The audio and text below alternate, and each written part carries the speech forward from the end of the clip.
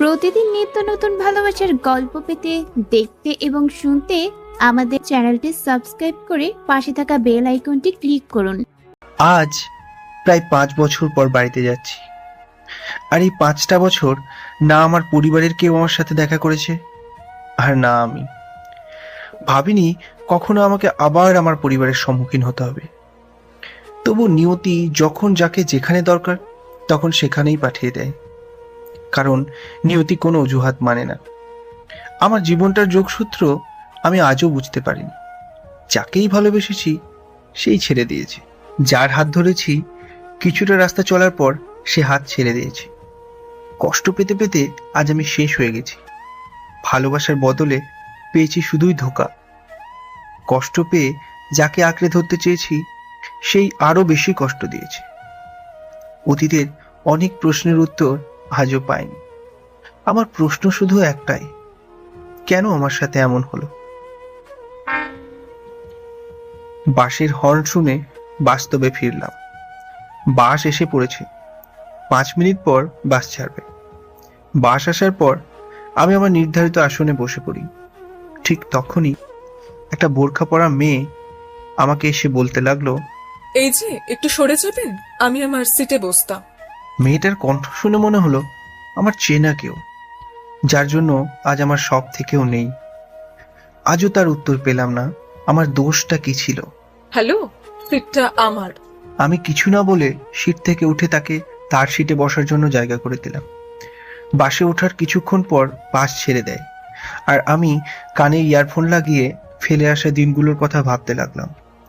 কতই না আনন্দের ছিল শৈশবের দিনগুলি। কিশোর ও যৌবনের বয়সটা যে আবেগের আর কষ্টের হবে তা বুঝতেই পারেনি। আপনারা হয়তো কিছুই বুঝতে পারছেন না। তাহলে চলুন ঘুরে আসি আমার লাইফের ফ্ল্যাশব্যাক থেকে। আমার নাম হলো সানি, মা বাবার একমাত্র ছেলে। তবে এটা ভাববেন না আমি তাদের একমাত্র সন্তান। যদি তা ভাবেন তাহলে ভুল করবেন, কারণ আমার একটা আদরের ছোট বোন আছে, ওর নাম রিয়া। ওঠ না, দেখ কত বেলা হয়ে গেছে। ওই যা এখান থেকে। সারাক্ষণ খালি মশার মতো কানের কাছে ঘ্যান ঘ্যান করা ছাড়া তোর কোনো কাজ নেই? আমি মশা? দাঁড়া, তোর ব্যবস্থা করছি। তোর যা করার করে নে। এখন আমি তোর ভাবিদের সাথে ঘুমের মধ্যে রোমান্স করব। তোর রোম্যান্স আমি বের করছি। এই বলে আমার উপর বিনা মেঘে বৃষ্টিপাত হতে লাগলো। ওই তুই এটা কি করলি? আমার ঘুমটা তোর কি শত্রুতা করেছে যে এভাবে আমাকে ভিজিয়ে দিলি? কি করেছে তোর ঘুম? আমার যে আজ 9টায় স্কুলে যেতে হবে সেটা তোর মনে নেই? তো যা, আমাকে কেন বলছিস? আজ তোর থার্ড ইয়ারের রেজাল্ট, তোর মনে নেই? আরে এইটা তো মনেই ছিল না। আজ যে কি হবে তা আল্লাহ জানে। তাই তাড়াতাড়ি ঘুম থেকে উঠে কোনো রকমে ফ্রেশ হয়ে বোনকে নিয়ে ওর স্কুলে রেখে আমি ভার্সিটির দিকে যাই। কলেজে যাওয়ার পর কলেজের মাঠের মাঝে আসতেই কিছু একটার সাথে ধাক্কা খেয়ে পড়ে যায়। যে আমাকে ধাক্কা দিয়েছে তাকে যখনই কিছু বলতে যাব তখনই, এই ছোড়া, দেখে চলতে পারিস না? চোখটা কি চাঁদে রেখে এসেছিস? কেমন লাগে বলুন? নিজেই ধাক্কা দিয়ে ফেলে দিল আমাকে। কোথায় সরি বলবে তা নয়, উল্টে আমাকেই গালি দিচ্ছে।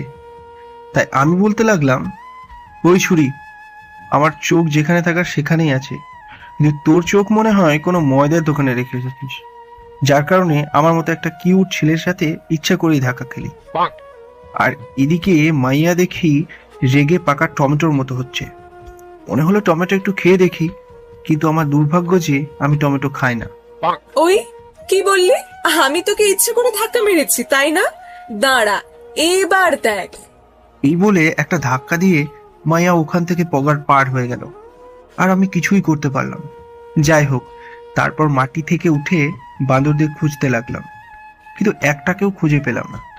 তাই মন খারাপ করে ক্লাসরুমের দিকে যেতেই দেখি সবকটা বাঁদর মোবাইলে কি যেন দেখছে আর হাসতে হাসতে মাটিতে পড়ে যাচ্ছে। আমি মনে করলাম হয়তো কোনো ফানি ভিডিও দেখছে, তাই ওদের এরকম অবস্থা।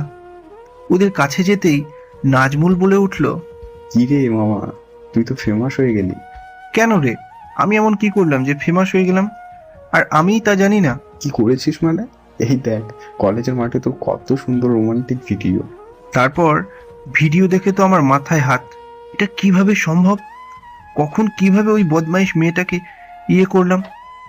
তখনই মনে পড়লো, এই জন্যই তো বলি, যখন প্রথমে মেয়েটার সাথে ধাক্কা খেয়ে পড়ে যায় তখন কেন যেন মনে হচ্ছিল ঠোঁটে কোনো কিছুর ছোঁয়া পেয়েছিলাম। এখন এই ভিডিও বাড়ির কেউ দেখলে তো আমি শেষ। তাই ওদের বললাম, ভাই প্লিজ তোরা ভিডিওটা ডিলিট করে দে, যদি বাড়ির কেউ দেখে তো আমি একদম শেষ। এসব আমাদের বলে লাভ নেই, এই ভিডিও কলেজের সবার কাছে লাইভ টেলিকাস্ট হয়েছে। কি বলছিস? ঠিকই বলছি, তোর ভাগ্যটা আজ বেশি ভালো, আমাদের মধ্যে শুধু তুই পরীক্ষায় পাস করেছিস। পরীক্ষায় পাশ করেছি ভালো খবর, কিন্তু আজ যা হলো সেটা বাড়িতে জানলে আমি শেষ।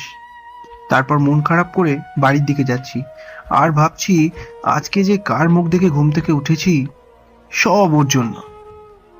একবার যদি ওকে কাছে পাই তো দেখে নিতাম। যাই হোক, বাড়িতে এসে বাড়ির কলিং বেল বাজানোর কিছুক্ষণ পর আম্মু দরজা খুলে দিল।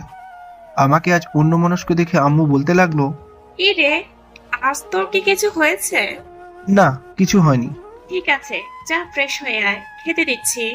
তারপর রুমে গিয়ে ফ্রেশ হতে যেই বাথরুমের দরজা খুললাম, তখন বাথরুমের ভিতরে যে দৃশ্য দেখলাম তাদেরকে একটা চিৎকার দিয়ে ওখানেই জ্ঞান হারিয়ে ফেলি। বাথরুমের দরজা খুললাম, অমনি দেখি কলেজের ওই ডাইনি মেয়েটা আমার বাথরুমে বিনা কাপড়ে রয়েছে। এই অবস্থায় আমি জ্ঞান হারাবো না তো কি করব? যদি তাও আবার কোনো ডাইনি মায়া হয়। যাই হোক, যখন জ্ঞান ফিরলো তখন দেখি বাড়ির সবাই আমাকে ঘুরে ঘুরে দেখছে। আমি কিছু বলতে যাব, তখনই আম্মু বলতে লাগলো, কিরে বাঁদর, বাড়ির সবাই কি তেলে পোকা দেখিয়ে ভয় দেখাস? আজ নিজেই তেলে পোকা দেখে ভয়ে জ্ঞান হারিয়েছিস। এসব তুমি কি বলছো? আমি কখন তেলাপোকা দেখে জ্ঞান হারিয়েছি? আমি তো... না খালা, উনি তো তেলে পোকা দেখে ভয় পাননি, ভয় পেয়েছে তেলে পোকাদের বিয়ে দেখে। ওই কি সব বাজে কথা বলছেন? আমি কখন এসব বললাম? আমি নিজে দেখলাম আপনি যেই বাথরুমের দিকে যাবেন তখনই তেলে পোকা আপনার মাথায় পড়ার সাথে সাথে জ্ঞান হারালেন। ওই ছুরি, তোকে কিন্তু এখন... তুই চুপ থাক, তুই যে মিথ্যে কথা বলছিস তা তোর অবস্থা দেখেই বোঝা যাচ্ছে। যা এখন ফ্রেশ হয়ে খেতে আয়। ঠিক আছে, আমি তো মিথ্যা কথা বলছি, তবে একটা বিষয় মাথাতে ঢুকছে না, এই মেয়েটা কে? আর আমার রুমে বা কি করছে? ওহো, তুই তো বাড়িতে ছিলিস না। তুই যখন বাড়িতে ছিলিস না তখন সুমনা এসেছে। আরে বাবা, আমি তো ওর নাম শুনতে চাইনি, আমি বলতে চাইছি যে এই মেয়েটার পরিচয় কি, আর আমার রুমে বা কি করছে? আমাকে তো বলতে দিবি। এ হলো সুমনা, আমার দূর সম্পর্কে এক বোনের মেয়ে, এখানে থাকতে এসেছে। ও, তা কতদিনের জন্য এসেছে? এখানে তোদের কলেজে ভর্তি হয়েছে, তাই আজ থেকে এখানে তোর রুমেই থাকবে। ও আচ্ছা, কি আমার সাথে আমার রুমে থাকবে মানে? হ্যাঁ, ও এই রুমেই থাকবে, কিন্তু তুই যেই রুমে থাকবি তাকে বললো আজ থেকে তুই উপরের রুমে থাকবি। এটা কোনো কথা হলো? আমি আমার রুমে না থেকে অন্য রুমে থাকবো? এত বড় অন্যায় কিন্তু সহ্য করবো না। এই মেয়েটা কি আর কোনো বাড়ি পেলো না? একেবারে আমার বাড়িতে এসে আমার রুমটাই দখল করতে হলো। তোর কোনো কথাই শুনবো না, এই রুমে আজ থেকে সুমনা থাকবে। এই বলে চলে গেল। আর এদিকে মেয়েটা আমার দিকে তাকিয়ে হাসছে, তাই মেয়েটাকে বলতে লাগলাম, এই যে এত দাঁত বের করে হাসবেন না, তা না হলে দাঁতে পোকা ধরবে, আর আপনার স্বামীকে অন্য কেউ ভাগিয়ে নিয়ে চলে যাবে। শকুনের বরে গরু মরে না। কি? আমি শকুন? আমি শকুন নয়, আপনি শকুন। তা না হলে আমার পিছন পিছন আমার বাড়িতে এসে আমার এই সুন্দর রুমটা দখল করতে পারতেন না। যাই বলুন, রুমটা খুব পছন্দ হয়েছে। হাই খোদা, তুমি আমাকে আমার ঘর সহ উপরে তুলে নাও, যাতে এই ডাইনি মেয়েটা আমার ঘরে না থাকতে পারে। এই যে আপনি কিছু বললেন? এটা মেয়েটার কান নাকি অন্য কিছু যে মনের কথা শুনতে পারে? কই, কিছু বলিনি তো।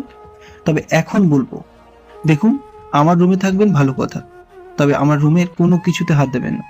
সেটা পরে দেখা যাবে, কেবল তো রুমে ঢুকেছি, পরেরটা না হয় পরেই দেখা যাবে। হ্যাঁ, এসব ফালতু বদমেজাজি মেয়ে যে কোথা থেকে আসে। ওই আপনি এখন জানতো, আপনার ফালতু কথা শোনার টাইম নেই এখন। যাচ্ছি, তবে যেটা বললাম সেটা যেন মনে থাকে। তারপর আমি ওপরের রুমে এসে ফ্রেশ হয়ে খাবার খেলাম, তারপর বাইরে গেলাম বন্ধুদের সাথে আড্ডা দিতে। ওদের কাছে যেতেই রাফি বলতে লাগলো, কি রে, কি ব্যাপার, আজ এত তাড়াতাড়ি এখানে কেন? কেন আসতে পারি না নাকি? আরে সেটা কখন বললাম, আসলে তুই তো এখানে এত তাড়াতাড়ি আসিস না, তাই বললাম আর কি। কি করবো রে ভাই, সবই কপাল বুঝলি। কেন, কিছু হয়েছে নাকি? কি হয়নি সেটা বল। কি হয়েছে সেটা তো বল। তাহলে শোন কি হয়েছে। তারপর ওদের সবকিছু বলতেই ওরা হাসতে শুরু করলো। বলিস কি রে ভাই, শেষ পর্যন্ত মেয়েটা তোর খালাতো বোন বের হলো, আর প্রথম দিনেই তোর রুম দখল করলো? তাহলে বলছি কি, একবার ভাব মেয়েটার সাহস কতটা। আরে বস, রাগ করিস না। এখন তো শুধু তোর রুমটা দখল করেছে, কয়েকদিন পর দেখবি তোর মনের ভিতর যে ঘরটা আছে সেটাও দখল করবে। কি বলছিস কি, আমি তো কিছুই বুঝতে পারছি না। আরে বস, রাফি যেটা বললো তার মানে হলো যে দেখবি একদিন ঠিক তোরা দুজন ডুবে ডুবে প্রেম সাগরের পানি খাবি। No chance. যদি পারিস তো তোরা ওই মেয়ের প্রেমে পড়। আমি ওই মেয়ের প্রেমে পড়ে অকালে আমার ভবিষ্যৎ মেয়ের মাকে বিধবা করতে পারবো। দেখিস আবার পরে নিজের কথা থেকে পাল্টি খাস না জানো। সেটা সম্ভব নয় বুঝলি। এখন ওসব কথা রাখ, আর এটা বল তোদের খবর কি। তারপর ওদের সাথে আড্ডা দিয়ে রাত 9টার দিকে বাড়িতে আসি। বাড়িতে আসতেই আম্মু বলতে লাগলো, কি রে, এতক্ষণ কোথায় ছিলি? বাড়ি থেকে বের হলে তুই কি বাড়ির কথা ভুলে যাস? এটা তুমি বলতে পারলে মা? জানো, যখনই আমি বাড়ি থেকে বাইরে যাই সবসময় তোমাদের কথা মনে পড়ে। তোর ওইসব চাপাবাজি বন্ধ কর। অনেক শুনেছি তোর এসব কথা। বাড়ির কাজ করতে করতে আমার কোমরে ব্যথা ধরে গেল। তোমাকে কতদিন বলেছি একটা কাজের লোক রাখো, কিন্তু না। কাজের লোক রেখে কি হবে? ওই একটু কাজে হাত হাতে লাগাবে, কিন্তু আমার সাথে সারাদিন কে কথা বলবে? না, ব্যাপারটা দেখছি অন্যদিকে যাচ্ছে। কথার প্রসঙ্গ পাল্টাতে হবে দেখছি। ঠিক আছে আম্মু, এখন থেকে তোমার সব কথা শুনবো। তার আগে খেতে দাও, খুব খিদে পেয়েছে। তোর কথার কোনো বিশ্বাস নেই। তোকে বলেই বা কি হবে? আমি তোদের কে হই? যা, ফ্রেশ হয়ে আয়, আমি খাবার বাড়ছি। আমি ফ্রেশ হয়ে খেতে বসতেই আম্মু বলতে লাগলো, শোন বাবা, কাল থেকে তুই সুমনাকে সাথে করে তোদের কলেজে নিয়ে যাবি আর নিয়ে আসবি। এ কথা শুনতেই ভাত আমার গলায় আটকে গেল। কোনো রকমের জল খেয়ে আমি বলতে লাগলাম, তুমি তো জানো আমি আমার বন্ধুদের সাথে যাই, সেখানে ওনাকে মানে ওকে কি করে নিয়ে যাব? আমি কিছু শুনতে চাই না, যেটা বলছি সেটাই ফাইনাল। কি আর করব, এক বালতি রাগ নিয়ে এসে ঘুমিয়ে পড়লাম। পরের দিন ঘুম ভাঙলো একটা দুঃস্বপ্ন দেখে। স্বপ্নে দেখি সুমনা আমাকে নদীর জলে ডুবাচ্ছে আর তুলছে, আর যার ফলে আমি শ্বাস নিতে পারছি। যখন ঘুম ভাঙলো তখন দেখি সত্যি আমি জলে পুরোপুরি ভিজে আছি, আর আমাকে ভিজিয়ে সুমনা হাসতে শুরু করেছে। আমি রাগী লুক নিয়ে ওর দিকে তাকিয়ে বললাম, আপনি আমাকে এভাবে ভিজিয়ে দিলেন কেন? ভিজিয়ে দিলাম কেন? মানে আমি আপনাকে ডাকতে আসলাম, কিন্তু আপনি ঘুমের মধ্যে আমাকে জড়িয়ে ধরেছিলেন, তাই আপনাকে পানিতে ভিজিয়ে দিয়েছি। কি, আপনাকে আমি ঘুমের মধ্যে জড়িয়ে ধরেছি? এত বড় মিথ্যা কথা! কি, আমি মিথ্যে কথা বলছি? অবশ্য বলবেন নাই বা কেন, আপনার যে স্বভাব। ওই, আপনাকে কে আমার ঘুম থেকে তুলতে বলেছে? যত সব ফালতু মেয়ে কোথাকার। আজ সকালে আমার ঘুমটা ভেঙে দিল। জানতো এখান থেকে। ওই মিয়া, আপনার সাহস তো কম নয়, আমাকে জান বলে ডাকছেন। আরে খালা আম্মা, আমি আপনাকে চলে যেতে বললাম, আর আপনি তার উল্টোটা ভাবছেন। ঠিক আছে ঠিক আছে, তাড়াতাড়ি আসুন, আমাকে আবার কলেজ যেতে হবে। এই বলে সুমনা চলে যায়। তারপর আমি বাথরুমে গিয়ে ফ্রেশ হয়ে এসে দেখি বিছানার ওপর আমার একটা প্রিয় টি শার্ট রাখা। এটা পুরনো কারোর কথা মনে করিয়ে দিল, কিন্তু এটা এখানে রাখলো কে? এতদিন তো কেউ আমার জন্য কোনো কাপড় এভাবে রাখতো না। যাই হোক, টি শার্টটা আমি আলমারিতে তুলে রাখি আর অন্য একটা টি শার্ট পরে নিচে আসি। তারপর খাবার খেয়ে রিয়া আর সুমনাকে নিয়ে কলেজের দিকে রওনা হয়। বোনকে ওর স্কুলে রেখে আমি সুমনাকে নিয়ে একসাথে কলেজে চললাম। কলেজে আমাকে আর সুমনাকে একসাথে যেতে দেখে বন্ধু বান্ধবগুলো আমাদেরকে খোঁজাতে লাগে। তারপর থেকে সুমনা আর আমি প্রত্যেকদিন একসাথেই কলেজে যাই আর আসি, যার ফলে আমার আর সুমনার মধ্যে খুব ভালো একটা বন্ধুত্ব তৈরি। বয়ফ্রেন্ড যদি কোনো ভুল করে তাহলে গার্লফ্রেন্ড যেমন শাসন করে, ঠিক সুমনাও আমাকে তেমন শাসন। যদি কোনো মেয়ের সাথে আমাকে দেখতো, ব্যাস হয়ে গেল। আমাদের এমন ব্যবহার দেখলে যে কেউ মনে করবে যে আমরা একে অপরকে ভালোবাসি, কিন্তু আমরা দুজন তো জানি যে আমরা শুধু ভালো বন্ধু। একদিন সুমনা আর আমি কলেজ থেকে বাড়ি ফিরছি, তখনই কে যেন আমার নাম ধরে এ ডাকছে তা দেখার জন্য পিছনে ঘুরতেই দেখি আমার স্কুল লাইফের ফ্রেন্ড মিম। সে আমার সামনে আসলো। ওকে কিছু বলতে যাব, তখনই ও বলতে লাগলো, কি রে, তুই কি বয়রা হয়ে গেছিস? সে কখন থেকে ডেকেই চলেছি। সরি দোস্ত, রাগ করিস না। আমি বুঝতেই পারিনি যে তুই আমাকে ডাকছিস। তা পারবি কিভাবে? পাশে এত সুন্দর একটা মেয়ে থাকলে যে কেউ বয়রা অন্ধ হতে পারে। ওই হারামি, চুপ করবি? একে তো অনেক বছর পর দেখা হলো, কোথায় একটু মিষ্টি মিষ্টি কথা বলবি তা নয়, রাগ দেখাচ্ছিস। ওই, আমি কি রাগ দেখাচ্ছি নাকি? না না, রাগলে তোকে আমার বউ বউ লাগে, তুই রাখতেই পারিস। শালা হারামি, আমি তোর বউ? দেখ এবার তোর কি করি। এই বলে আমাকে মারতে শুরু করলো। আর এদিকে আমি সুমনার দিকে তাকিয়ে দেখি রাগে ওর চোখ লাল হয়ে আছে। পরিস্থিতি সামাল দিতে আমি মিমের কাছে হার মেনে নিই। উফ, লাগছে দোস্ত, আর মারিস না। যদি আমাকে মারিস তাহলে আমি আর আমার ভবিষ্যৎ বউকে দেখতে পাবো না। যা, তোকে আজকের মতো ছেড়ে দিলাম। এবার বল, কেমন আছিস? এতক্ষণ মেরে যা অবস্থা করলি, এতে কেউ ভালো থাকতে পারে? ও তাই? আমার মারার কারণে যখন তুই ভালো নেই তখন তোকে আবার ভালো করব? এই বলে মিম আমার দিকে আসতে লাগলো। কি রে, তুই আমার দিকে তোর ওই গুন্ডি লুক নিয়ে আসছিস কেন? একটা কথা তো জানিস, বিষ দ্বারা বিষকে নষ্ট করতে হয়, তাই। থাক, আমি বুঝতে পারছি তুই কি করতে চাচ্ছিস। আমি তো এমনিতেই মজা করে বললাম। আর হ্যাঁ, আমি খুব ভালো আছি। আর আমিও তো তোর সাথে মজাই করলাম। তা এখন তুই কোথায় পড়ছিস? অনার্স লাস্ট ইয়ারে পড়ছি। তা তুই হঠাৎ এখানে? আমি তো শুনেছিলাম তুই দেশের বাইরে গেছিলি। হ্যাঁ, তা গিয়েছি, কাল রাতেই দেশে ফিরেছি। ও, খুব ভালো করেছিস। তবে একটা কথা, তোকে দেখে কেউ মনেই করবে না তুই বিদেশি ছিলিস। কেন? আমি বিদেশে ছিলাম তো কেন মনে করবে না? না মানে, আগেও তুই যেমন ছিলিস এখনো তেমনই আছিস। বিদেশে পড়েছি বলে নিজের দেশের ঐতিহ্যকে ভুলে যাব আর ওখানকার ওদের দেশের ঐতিহ্যকে নিজের করে নেব? আচ্ছা, তোর ভাষণ এবার বন্ধ কর। তারপর মিমের সাথে আরো অনেক কথা বলে বাড়িতে চলে আসে। কিন্তু আসার পথে সুমন আজকে একটাও কথা বলেনি। বাড়িতে আসার পরেও আমার সাথে কোনো কথাই বলেনি। ও আমার সাথে কথা বলছে না দেখে ভাবলাম হয়তো কোনো কারণে আমার উপর রাগ করেছে, তাই হয়তো আমার সাথে কথা বলছে না। ভাবলাম এখন ওর সাথে কিভাবে কথা বলি। অনেক ভেবেও কোনো বুদ্ধিই মাথায় এলো না। তাই ভাবলাম যখন রাত্রে সুমনা ছাদে যাবে তখন ওর সাথে কথা বলব। রাত্রে খাবার খাওয়ার পর আমি ছাদে চলে যাই। অনেকক্ষণ থাকার পরেও যখন সুমনা ছাদে আসলো না, তখন ভাবলাম আজকে হয়তো ছাদে আসবেই না। তাই আমি ছাদ থেকে যখনই চলে যাব তখনই দেখি সুমনা ছাদে আসছে। আর ওর চোখ দুটো দেখি অনেক লাল হয়ে আছে। দেখে যা মনে হচ্ছে ও হয়তো অনেক কেঁদেছে, কিন্তু এটা বুঝলাম না ও কি জন্য কাঁদছিল। যাই হোক, সুমনা যখন আমাকে ছাদে দেখলো তখনই চলে যেতে চাইলো, আর আমিও অমনি ওর একটা হাত টেনে ধরি। এতে সুমনা আরো রেগে যায়। কি ব্যাপার, আপনি আমার হাত ধরেছেন কোন সাহসে? তুমি আমাকে আপনি করে কেন বলছো? আর তোমার হাত কি আমি ধরতে পারি না?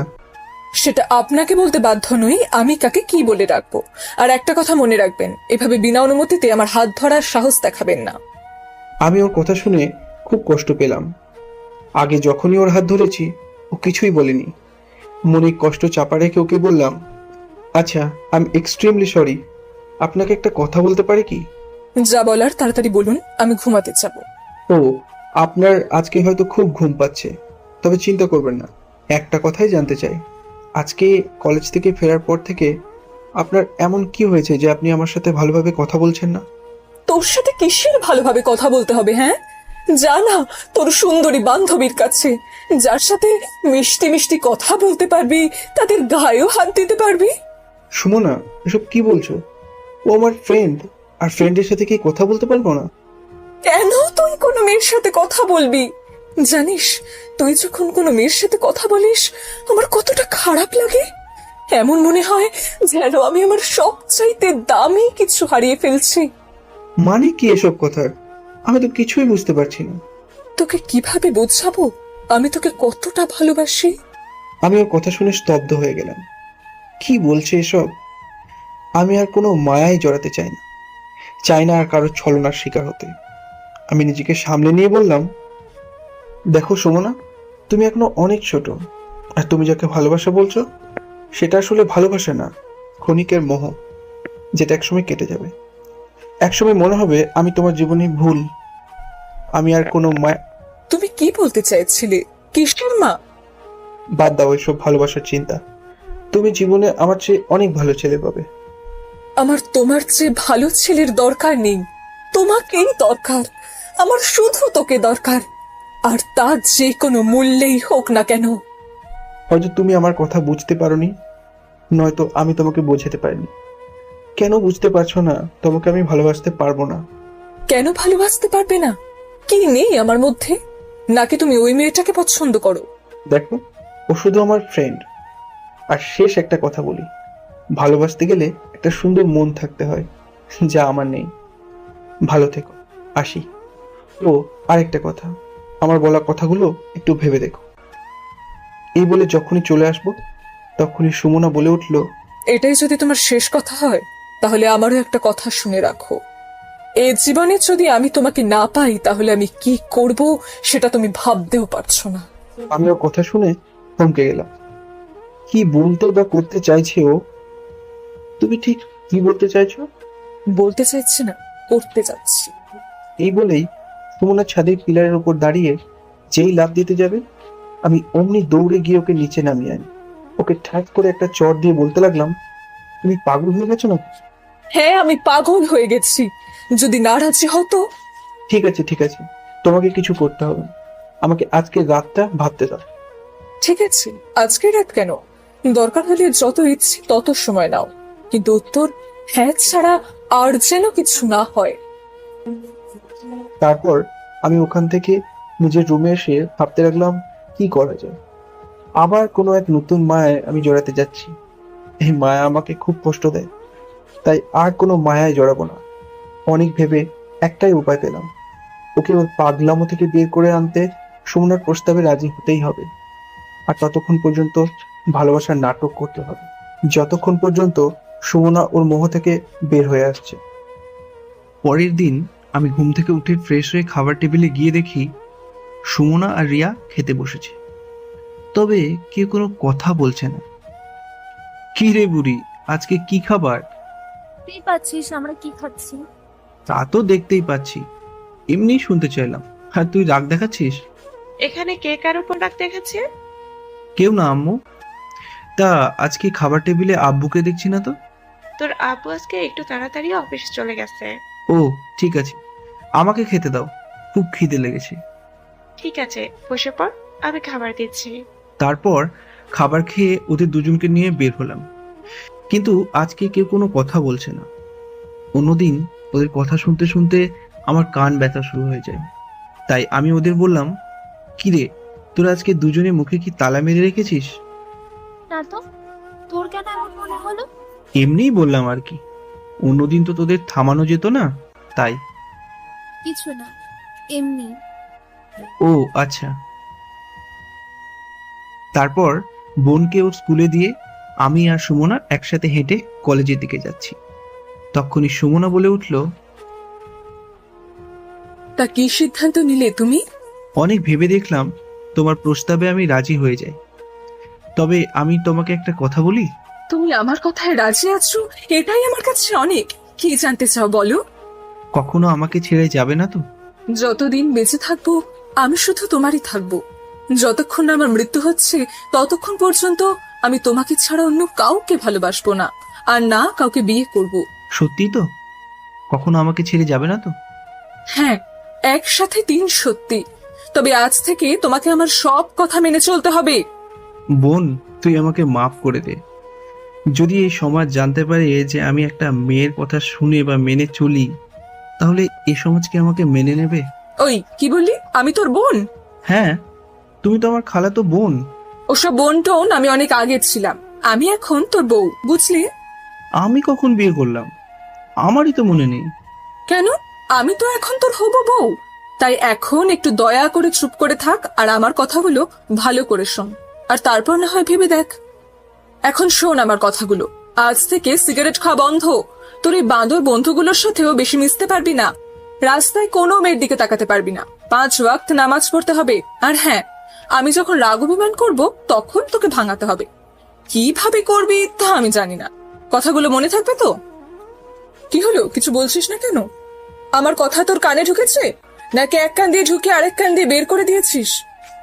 কি হলো, কথা বলছিস না কেন? আমার কিন্তু খুব রাগ হচ্ছে। তুমিই তো আমাকে চুপ করে থাকতে বললে। হায় খোদা, আমি কাকে ভালোবাসি? আমি চুপ করতে বলেছি বলে উনি চুপ করে বসে আছেন। কাকে আবার? তুমি আমাকে ভালোবাসো? তোকে ভালোবাসাটাই আমার সব চাইতে ভুল হয়েছে। এই তো ইন্টেলিজেন্ট গার্ল, একদিনেই বুঝে গেছো তুমি ভুল মানুষকে ভালোবাসতে চলেছো। তাই একটা কথা বলি, কি? এক কাজ করে আমার সাথে ব্রেকআপ করে নাও, আমার থেকে আরো অনেক বেটার ছেলে পাবে তো। না সোনা, এটা হবে না। অনেক কষ্টে আমি তোমাকে রাজি করেছি। এখন যদি আমি তোমাকে ছেড়ে দিই, তাহলে সারা জীবন আমি কাকে জ্বালিয়ে খাবো? কাকে আবার? তোমার বরকে জ্বালাবে। ও তাই নাকি? হ্যাঁ। একটু আগে কে যেন বললো ব্রেকআপের কথা? আরে আমিই তো বলেছি, যাতে তুমি কোনো ভালো ছেলেকে বিয়ে করে তার জীবনটা তেনা তেনা করে দিতে পারো। আমিও তো সেটাই করতে চাই। ওকে, তাহলে আজ থেকে ব্রেকআপ, কেমন? আরে আমাদের রিলেশনের এখনো একদিন হয়নি, আর তুমি বলছো এখনই ব্রেকআপ? তুমি এত বোকা কেন বলো তো? শুভ কাজে দেরি করতে নেই, এটা তুমি জানো না? দেখছো, আমি এটা জানতাম না। ঠিকই তো বলেছো, শুভ কাজে দেরি করতে নেই। তাহলে আমি দেরি করছি কেন? আমিও তো তোমাকে সেটাই বলছি। তাহলে আজকেই আমাদের রিলেশন শুরু, আর আজকেই শেষ। তাই? হ্যাঁ, আর দেখবে আমাদের এই লাভ স্টোরিটা ইতিহাস হয়ে থাকবে। হ্যাঁ, আমিও চাই আমাদের লাভ স্টোরিটা ইতিহাস হয়ে থাক। তাই আমি চাইছি কি, হ্যাঁ বলো, কি চাইছো? আজকেই তো আমাদের রিলেশনটা শুরু হয়েছে, তাই এটাকে একটু আলাদাভাবে শেষ করবে, তাই তো? বাবু দেখছি খুব খুশি হয়েছে। যখন খুশি হয়েইছো, তাহলে এক কাজ করি, এখন সোজা কাজী অফিসে চলে যাই। হ্যাঁ? নয় হ্যাঁ।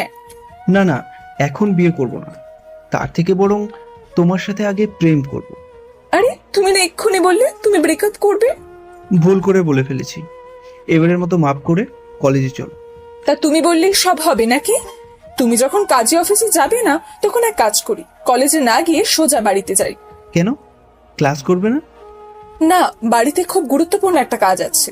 ও আচ্ছা, তা কি কাজ আছে বলা যাবে কি? হ্যাঁ, শুনতেই পারো। বাড়িতে গিয়ে খালা আর খালুকে বলবো আমরা একে অপরকে খুব ভালোবাসি, আর তাই আমাদের যেন বিয়ে দিয়ে দেয়। এসব তুমি কি বলছো? আমাকে কি অকালে বিধবা, আমার বউকে বিধবা করতে চাও? ওই একদম বাজে কথা বলবি না। তুই যে আমাকে ভালোবাসিস না তা আমি জানি, তাই তোকে এখন বিয়ে করব। আরে না, আমি তোমাকে খুব ভালোবাসি অনেক আগে থেকেই, তোমাকে একটু পরীক্ষা করে দেখলাম। আমার তো বিশ্বাস হয় না। সত্যি বলছি। তাহলে এক্ষুনি আমাকে জড়িয়ে ধর, তাহলে মানবো। হঠাৎ বাসটা ব্রেক করলো আর আমার ঘুমটা ভেঙে গেল, আর ফিরে এলাম অতীতের ভাবনা থেকে। বোরকা পরা মেয়েটা আমার কাঁধে মাথা রেখে ঘুমিয়ে আছে। বাস থামতেই সেও জেগে উঠল। তখন কন্ডাক্টর বলে উঠল, বাস এখানে 20 মিনিটের জন্য থামবে, যার যা প্রয়োজন করে নিতে পারেন। বোরকা পরা মেয়েটাকে আমার কেমন চেনা চেনা মনে হলো। বাস থামতেই মেয়েটা নিচে নামলো, আমিও নামলাম। নেমে দেখি মেয়েটা দোকান থেকে কিছু কিনলো। আমারও খিদে পেয়েছিল, তাই আমিও কিনলাম। বাস ছাড়তে 5 মিনিট বাকি, তাই মেয়েটা বাসের দিকে যাচ্ছে। তখনই আমি মেয়েটাকে বললাম, হ্যালো, এই যে বোরখাওয়ালি। আমাকে ডাকছেন? হ্যাঁ। কেন? আসলে আপনাকে কেমন চেনা চেনা মনে হচ্ছে।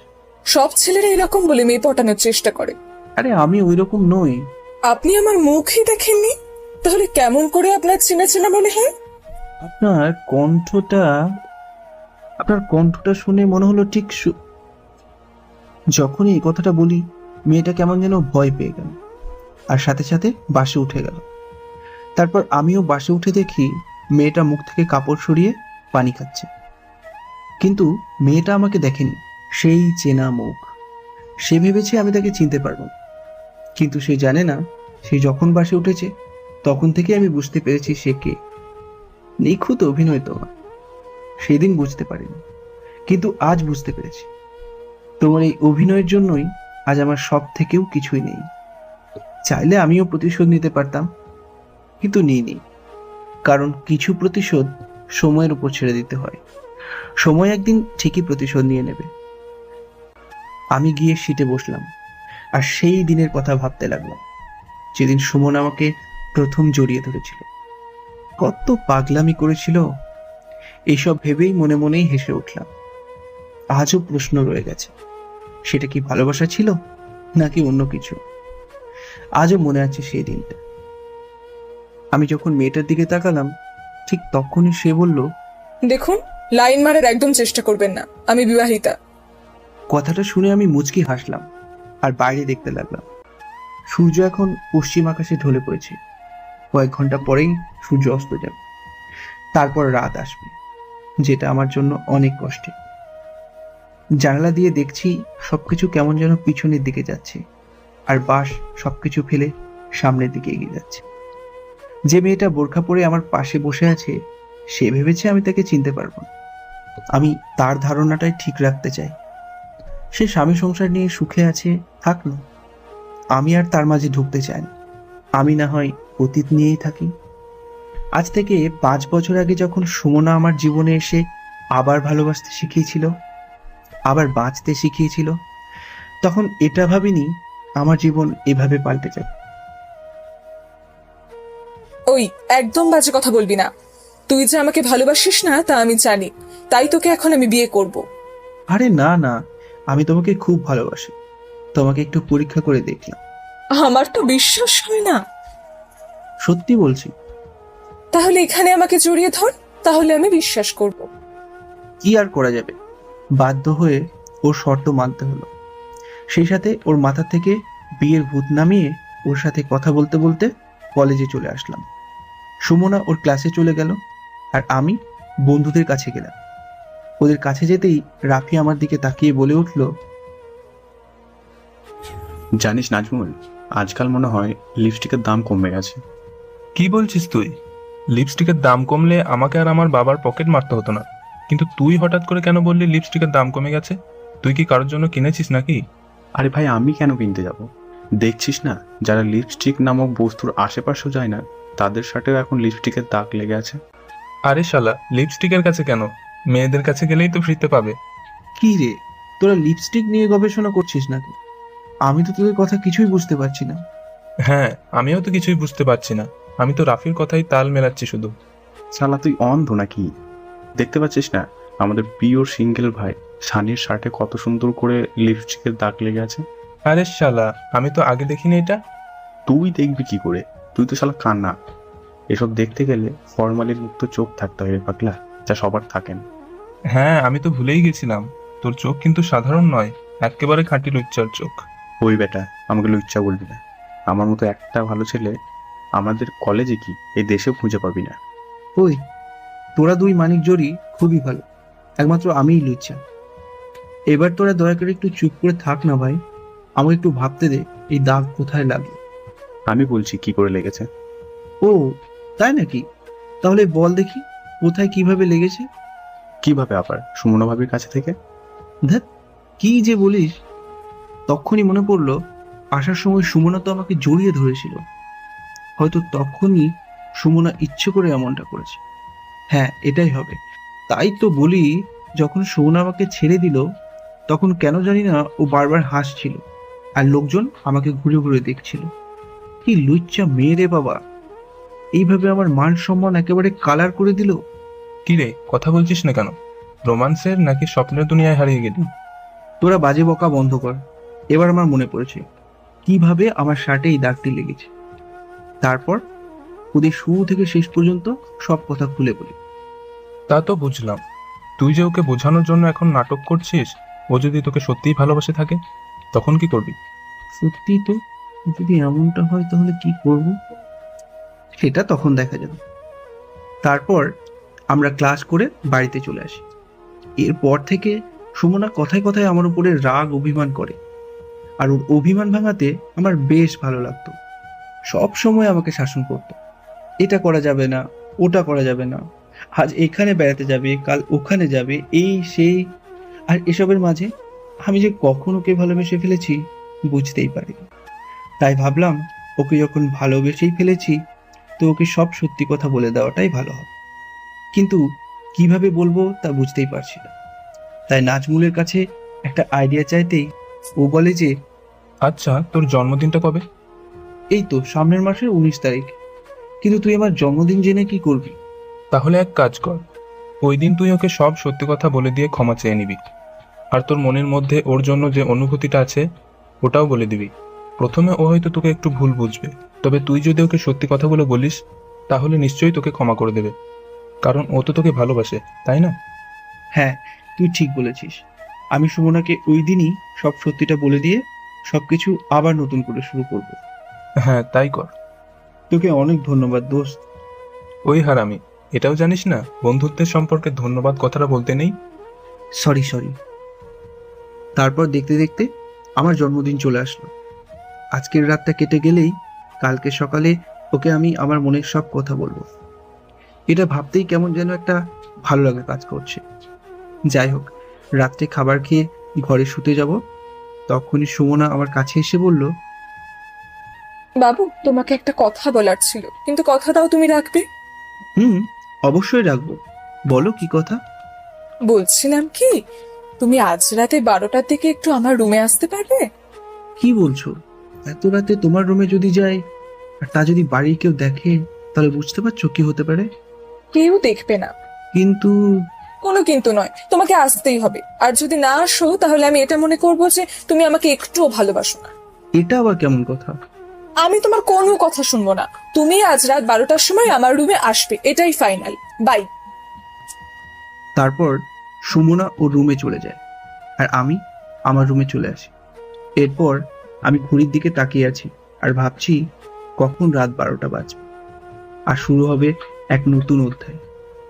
আজ সুমনাকে আমার মনের কথা বলে দিয়ে শুরু করবো এক নতুন অধ্যায়, কিন্তু এই নতুন অধ্যায় আমার জীবন পুরো বদলে দেয়। আজ সুমনাকে আমার মনের কথা বলে দেব আর শুরু করব এক নতুন অধ্যায়। কিন্তু শালা ঘড়িটাও দেখছি আজকে খুব আস্তে আস্তে চলছে, সময় কাটতেই চাইছে না। এদিকে ঘুম পাচ্ছে আর ওদিকে মহারানীর হুকুম তালিম হয়েছে। অবশেষে আমার প্রতীক্ষার অবসান ঘটল। ঘড়িতে তাকিয়ে দেখি রাত 12টা বাজতে আর মাত্র 5 মিনিট বাকি আছে। তাই নিজের রুম থেকে বের হয়ে খুব সাবধানে সুমনার রুমের কাছে আসি। ও রুমে ঢোকার আগে দেখে নিলাম কেউ আবার আমাকে দেখছে না তো। যদি কেউ দেখে তাহলে এই রাত 12টায় আমার 12টা বাজিয়ে দেবে। তারপর ও রুমে ঢুকতেই সুমন আমাকে পিছন থেকে জড়িয়ে ধরে।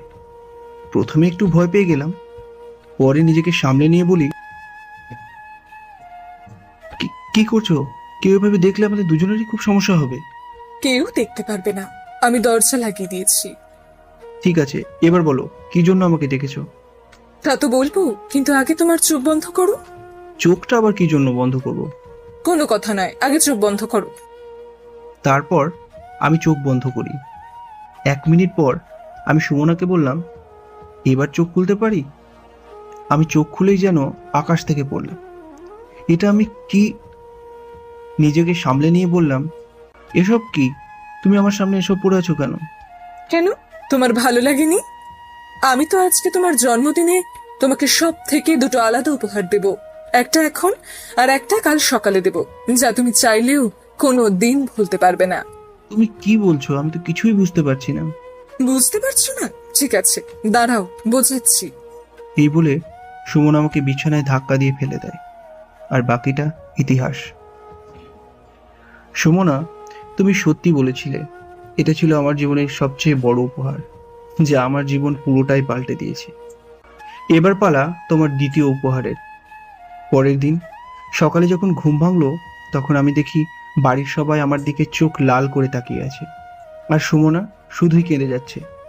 ওর দিকে তাকিয়ে আমি যেন আকাশ থেকে পড়লাম, কারণ ওর শরীরে ছিল অমানসিক অত্যাচারের দাগ। কিন্তু আমার যতদূর মনে আছে, আমি যখন রাত্রে ওর সাথে ছিলাম তো সম্পূর্ণ ঠিক ছিল।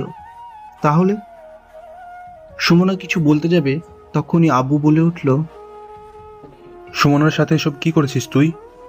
আমি আবার কি করেছি ওর সাথে? আর সুমনা, তোমার এই অবস্থা কি করে হলো?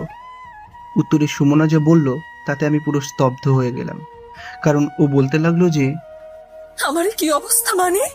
রাতে খুব ভালো মানুষের মতো আমাকে ঘুম থেকে তুললেন, কি যেন একটা কথা বলবেন বলে, কিন্তু তারপর আপনি সারা রাত জোর করে আমাকে ছিঁড়ে ছিঁড়ে খেয়েছেন। আমি যাতে কারোর কাছে সাহায্য না নিতে পারি সেজন্য আমার মুখটা পর্যন্ত বন্ধ করে দিলেন। আরে সাধু সাজছেন? সুমনা, তুমি এসব কি বলছো?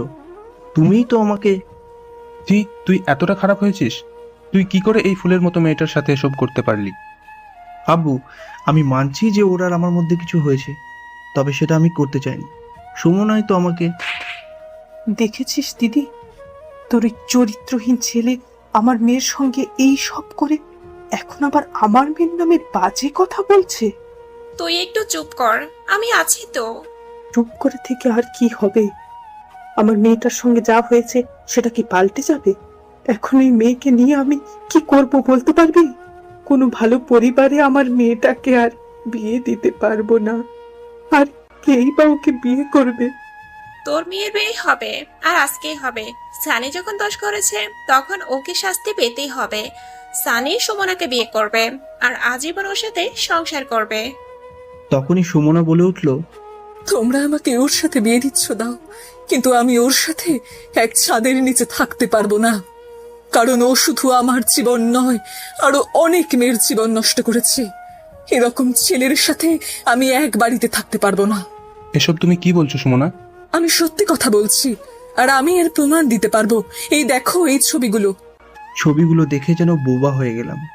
কি বলবো কিছুই বুঝতে পারছি না। এগুলো কি? এতগুলো মেয়ের জীবন তুই নষ্ট করেছিস? তুমি বিশ্বাস করো আব্বু, আমি ছবির এই মেয়েগুলোকে চিনি না। আমাকে ফাঁসানো হচ্ছে। কেউ আপনাকে ফাঁসাচ্ছে না। আপনারা চাইলে আমি ওদেরকে এ বাড়িতে নিয়ে আসতে পারবো। থাক, কাউকে আর ডাকতে হবে না। আগে বিয়েটা দিই, তারপরে বাকি বিচার হবে। তারপর বাড়িতে কাজী ডেকে আমাদের বিয়ে দিয়ে দেওয়া হয়। কাজী চলে যাওয়ার পর আব্বু বলল, তোর রুমে তোর যা যা আছে সবকিছু নিয়ে বাড়ি থেকে বের হয়ে যা। তুমি এসব কি বলছো? আমি বাড়ি থেকে বের হয়ে যাব মানে? হ্যাঁ, বাড়ি থেকে বের হয়ে যাবি, কারণ আমি তোর মুখ দেখতে চাই না। আর একটা কথা মনে রাখ, 6 মাস পর তুই বাড়িতে ডিভোর্স পেপার পাঠিয়ে দিবি। আম্মু, তুমি কিছু বলো। আব্বু এসব কি বলছে? আমার কোনো কথা বলার মুখ তুই রেখেছিস? এক্ষুনি তুই এ বাড়ি থেকে বের হয়ে যাবে। যদি ভুল করেও তুই আমাদেরকে তোর এই পাপিষ্ট মুখ দেখাস, তাহলে তুই আমার মরা মুখ দেখবি। আর তোর আপু তোকে ডিভোর্স দেওয়ার জন্য যে সময়টা দিয়েছে, তা পাঠানোর একদিনও যেন দেরি না হয়। আম্মুর কথা শেষ হওয়ার আগে সুমনে বলতে লাগলো, না খালা, ওনাকে আমি ডিভোর্স দিতে পারবো না। এইসব কি বলছিস তুই? যে তোর জীবনটা নষ্ট করলো তার সাথে মিথ্যা সম্পর্কে জড়িয়ে থাকবি? কি করবো খালা, মানুষের জীবনে তো বিয়ে একবারই আসে। তবে অনেকেই দ্বিতীয় বিয়ে করে, কিন্তু আমি তা করতে পারবো না। আর না, ওর সাথে আমি থাকতে পারবো। ঠিক আছে, তুই যা ভালো মনে করিস। আর তুই এখন এখানে দাঁড়িয়ে আছিস?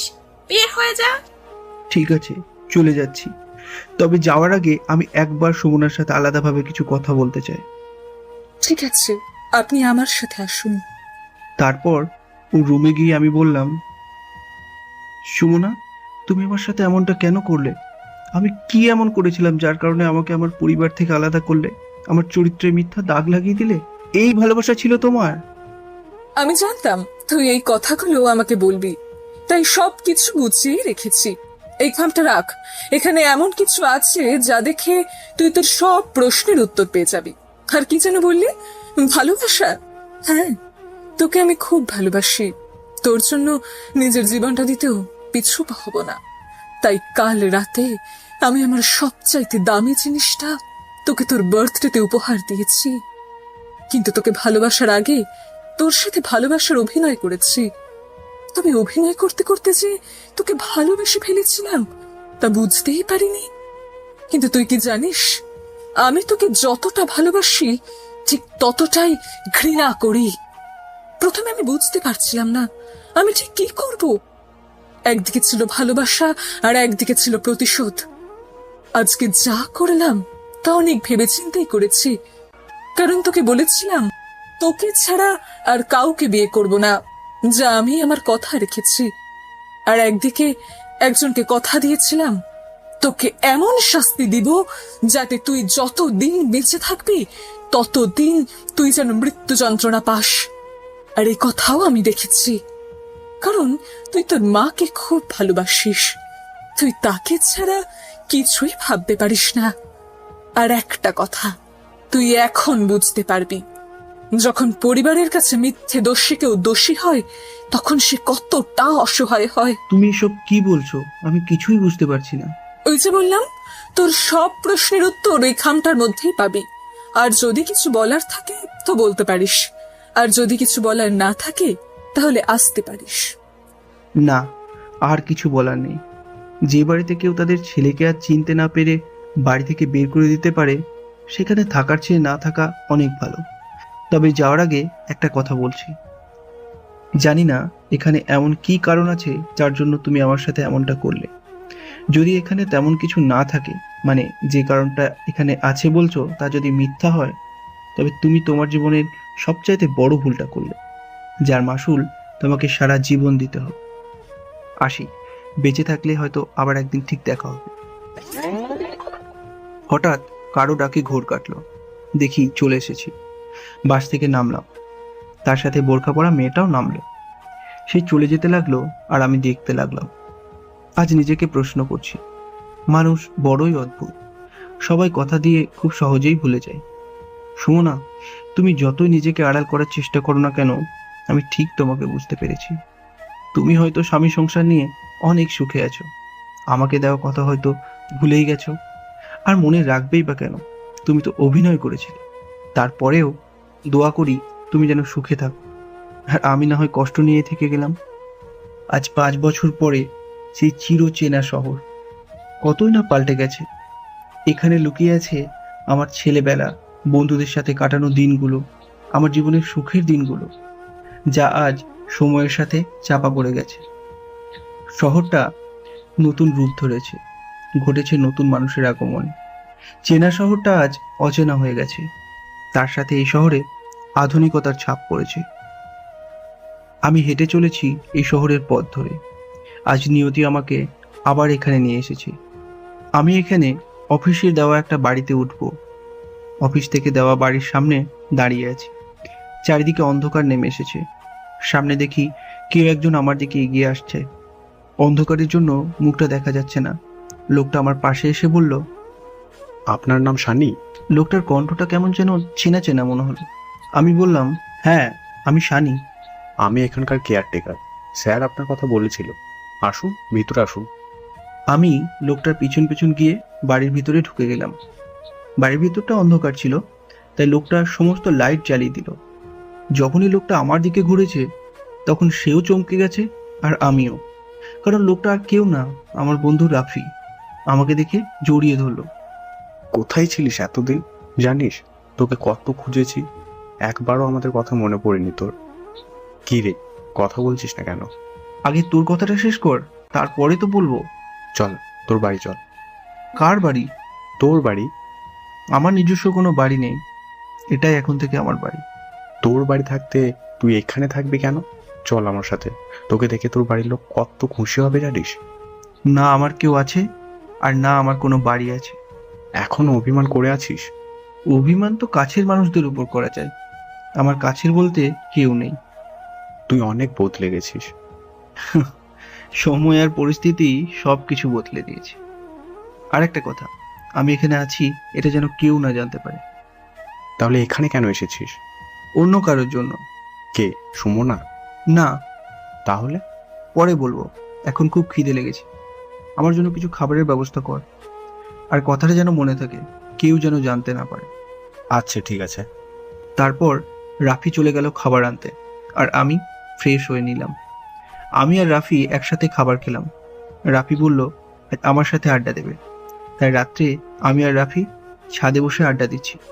হঠাৎ রাফি বলল, বললি না তো কার জন্য এসেছিস? এখানে ফিরে আসার ইচ্ছা আমার কোনো দিনই ছিল না, কিন্তু 5 বছর আগে করা ভুল শুধরানোর জন্য ফিরে আসতে হলো। কিসের ভুল, আর কার সাথে বা করেছিস? নীলিমা। এই নীলিমাটা আবার কে? আমার প্রথম ভালোবাসা। প্রথম ভালোবাসা মানে? আমি তো কিছুই বুঝলাম না। আমার আর নীলিমার যখন দেখা হয়, তখন আমি সবেমাত্র একাদশ শ্রেণীতে পড়ি। তোরা তো জানিস আমি আমার মামার বাড়ি থেকে উচ্চ মাধ্যমিক পাশ করেছি। হ্যাঁ, তা তো জানি, বাট নীলিমার সাথে তোর পরিচয় হলো কিভাবে? নীলিমা তখন 10ম শ্রেণীতে পড়তো। তখন আমাদের কথা হতো না, কিন্তু রোজ দেখা হতো। আমি অনেকবার চেষ্টা করেছি কথা বলার, কিন্তু পারিনি। তারপর পরীক্ষা শেষে ও নিজেই একদিন আমার সাথে কথা বলতে আসে। তারপর? তারপর আমাদের রোজ কথা হতো। আমাদের সম্পর্ক ধীরে ধীরে ভালোবাসার রূপ নিতে থাকে। আমার উচ্চ মাধ্যমিক পরীক্ষার পর আমি ওকে প্রপোজ করি, কিন্তু আমি জানতাম না ও আমাকে ভালোবাসে কিনা। তাই লাভ ইউ টু এর বদলে ও আমাকে একটা চড় মারে। কেন? ও তোকে পছন্দ করতো না? আরে না, ও আমাকে পছন্দ করতো, তাহলে তোকে চড় মারলো কেন? কারণ আমি ওকে আই লাভ ইউ বলতে 2 বছর লাগিয়েছিলাম। তাহলে তোদের প্রবলেমটা কোথায় ছিল যে ব্রেকআপ করলি? 2 বছর আমরা বেশ ভালোভাবেই ছিলাম। আমি তখন অনার্স সেকেন্ড ইয়ার আর ও ফার্স্ট ইয়ারে। আমাদের ভালোবাসায় কোনো কমতি ছিল না। কিন্তু কিন্তু কি? এক কালো ছায়া এসে আমাদের মাঝে সবকিছু বদলে দেয়। আমাদের ভুল বুঝিয়ে সবকিছু তছনছ করে দেয়, যা আমি সহ্য করতে পারিনি। যার কারণে আমি মামার বাড়ি থেকে এখানে ফিরে আসি আর এখানেই ভর্তি হই। তারপর কি হয়েছিল? অনেক বছর পর আজ জানতে পারলাম আমি ভুল ছিলাম। আমাদের সম্পর্ক ভাঙার জন্য মিথ্যা সাজানো হয়েছিল আর আমরা ওখানেই ফেঁসে যাই। কিছু বুঝলাম না। আমি নিজেই আমার জীবনের সমীকরণ আজও বুঝতে পারিনি, তুই আর কি বুঝবি? অনেক রাত হয়েছে, আমি এখন ঘুমোবো। আচ্ছা, আমি তাহলে যাই, কাল কথা হবে। রাফি চলে যাচ্ছিল, তখন আমি বললাম, কথাটা যেন মনে থাকে। কোন কথা? আমি যে এখানে আছি সেটা যেন কেউ না জানতে পারে। Okay bro. রাফি চলে গেল আর আমি রুমে গিয়ে একটু ঘুমানোর চেষ্টা করলাম। সকালবেলা পাখিদের ডাকে ঘুম ভাঙে। চারিদিকে আকাশটা পরিষ্কার হয়ে গেছে, সূর্য উদয় হচ্ছে। এই শহরের সকালটা আমার বড্ড চেনা, কারণ এখানে কাটিয়েছি জীবনের অনেকগুলো বছর। আজ হয়তো বা শহরটা আমাকে ভুলে গেছে, কিন্তু আমি ভুলিনি। এই শহরে আবার ফিরে আসার কারণ হলো দুটো, একটা অফিসিয়ালি আর একটা আমার ভুল শুধরানোর জন্য। তাই ফ্রেশ হয়ে ঠিকানা নিয়ে বেরিয়ে গেলাম খুঁজতে, যার জন্য আবার এই শহরে ফিরে আসা। এই শহরটা আমার চেনা, যার জন্য ঠিকানাটা খুঁজে পেতে খুব একটা অসুবিধা হয়নি। কিন্তু ওই ঠিকানায় গিয়ে দেখি বাড়িতে কেউ নেই। বাড়ির দারোয়ানকে ওদের কথা জিজ্ঞেস করতেই বলল, বাড়ির সবাই নাকি ছোট মেয়ের শ্বশুর বাড়িতে গিয়েছে তার ননদের বিয়েতে। তাই আমি ওখান থেকে চলে আসি আর ফুটপাতের রাস্তা দিয়ে হাঁটছি। তখনই কে যেন পিছন থেকে আমার নাম ধরে ডাক দিল। প্রথমে ভাবলাম হয়তো আমার মনের ভুল, আর তাছাড়া আমি যে এখানে ফিরে এসেছি তা কেউ জানে না। তাই ওসবে মন না দিয়ে সামনের দিকে হেঁটে চলেছি। ওই শানি, দাঁড়া বলছি। ওই শানি, আমি নাজমুল, একটু দাঁড়া। আমি নাজমুল নামটা শুনেই পিছন ঘুরে দেখি সত্যিই নাজমুল। এই হারামিটা আমাকে চিনল কি করে? নাজমুল আমার সামনে এসে বলল, ওই দাঁড়া, ওই হারামি, তুই এত স্বার্থপর কেন রে? তোকে কোথায় না কোথায় খুঁজেছি, তুই দিব্যি ঘুরে বেড়াচ্ছিস। আরে ভাই একটু থাম থাম, এত প্রশ্ন একসাথে করলে আমি কোনটার উত্তর আগে দেবো আর কোনটার পরে দেবো বলতো? চুপ হারামি, একটা কথাও বলবি না। আমাদেরকে যে ভুলে গেছিস তা বুঝতেই পারছি। ওই তোর মুখ বন্ধ কর। আমার কথা বাদ দে। আচ্ছা, তুই তো এখন তোদের বাড়িতে যাবি, তাই তো? সরি ভাই, তুই হয়তো ভুলে গেছিস, বর্তমানে আমার নিজের কোনো বাড়ি নেই। তবে অফিস থেকে থাকার জন্য যে বাড়িটা দিয়েছে এখন সেখানে যাব। কি বলছিস তুই? তুই তোদের বাড়িতে যাবি? আর তোর বাবা মা নিজেদের ভুল বুঝতে পেরেছে। তো আমি কি করব? আর একটা কথা মনে রাখ, না আমার কোনো মা বাবা আছে আর না কোনো দেখ, যা হবার তা হয়ে গেছে। আর সুমনা?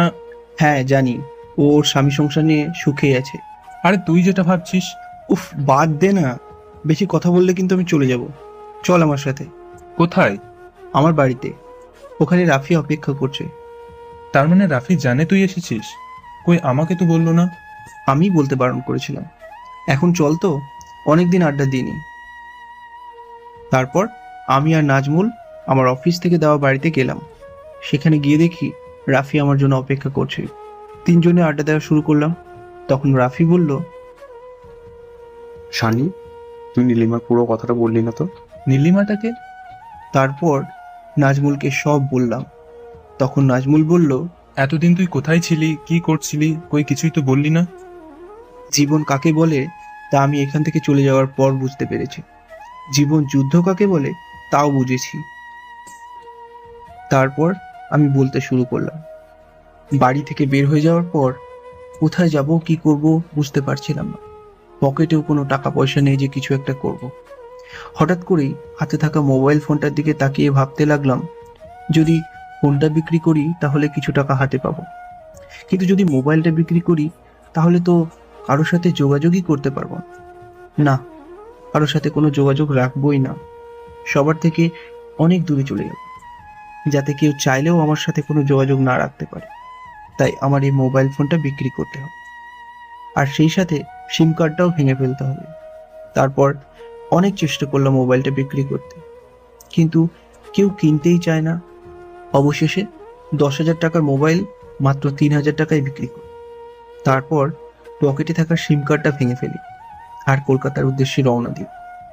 কলকাতায় এসেও বিপদে পড়লাম, কোথায় যাব কি করব বুঝতেই পারছি না। রাস্তায় রাস্তায় ঘুরছি, কিন্তু কি করব বুঝতেই পারছি না। যদি কোথাও ঘর ভাড়ার জন্য যাই তো বলে ব্যাচেলরদের জন্য ঘর ভাড়া দেওয়া যাবে না। কথায় আছে না, অভাগা যেদিকে যায় সাগর শুকায় যায়। যখন কোথাও ঘর ভাড়া পেলাম না, তখন বাধ্য হয়ে মোটামুটি দেখতে একটা মেসে উঠলাম। তারপর সেখানকার বড় দাদাদের সাথে পরিচিত হই।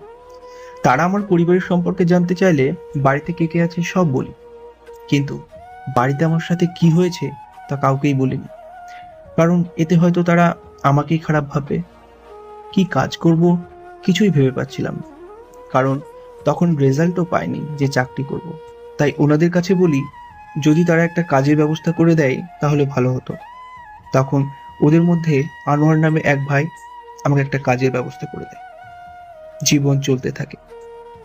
তার কয়েক মাস পর যখন রেজাল্ট বের হয় তখন একটা চাকরি পাই।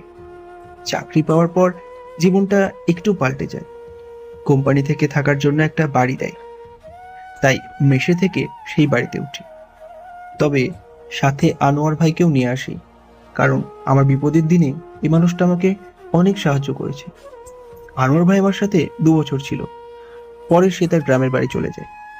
আমাকে আনোয়ার ভাই অনেক সাহায্য করেছে, সে না থাকলে আমি হয়তো এখানে পৌঁছাতেই পারতাম না। জীবন থেকে কিভাবে আরো 3টে বছর কেটে গেল বুঝতেই পারলাম, কারণ আমি ব্যস্ত ছিলাম নিজেকে গড়ার জন্য। নিজেকে সবসময় মানুষের আড়ালে লুকিয়ে রাখতাম, যাতে কষ্টের কথাগুলো মনে না হয়। একদিন অফিসে বসে কাজ করছিলাম, তখন পিয়ন এসে বলল বস আমাকে ডেকেছে। তাই আমি বসের কেবিনে যাই। সেই দিন হয়তো আমার জীবনের একটা ভালো দিন ছিল, তাই তো আমার জমে থাকা অনেক প্রশ্নের উত্তর পাই। সেই দিন বসের কেবিনে এমন একজনকে দেখি যে আমার সাথে বিশ্বাসঘাতকতা করেছিল, যে আমার সবকিছু কেড়ে নিয়েছিল।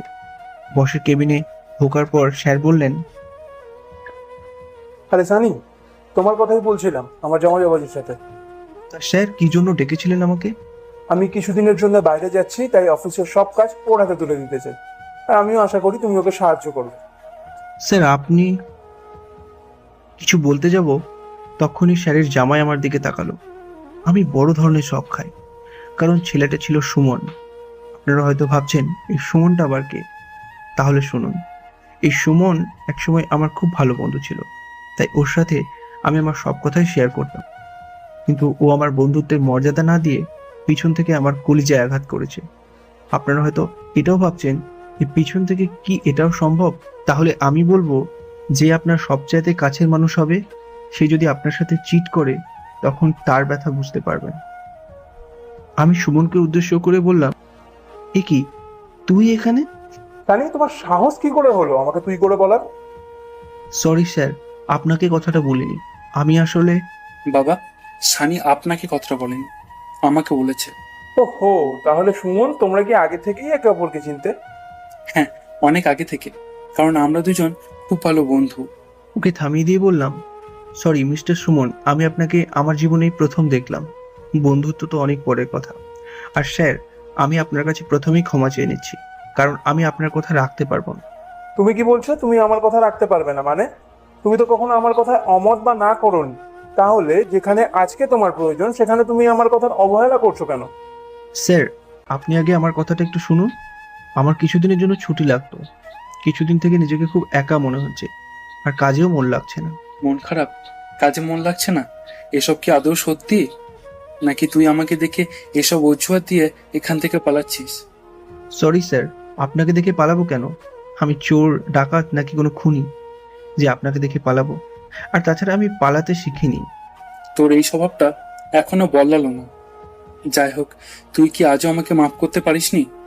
সরি, আপনি হয়তো এটা জানেন না যে কোনো অপরিচিত মানুষকে বিনা কারণে ক্ষমা করা যায় না। আর এটা একটা অফিস, অযথা এসব কথা এখানে না বলাই ভালো নয় কি? তোমরা কি বলছো? আমি তো সব কিছুই বুঝতে পারছি না।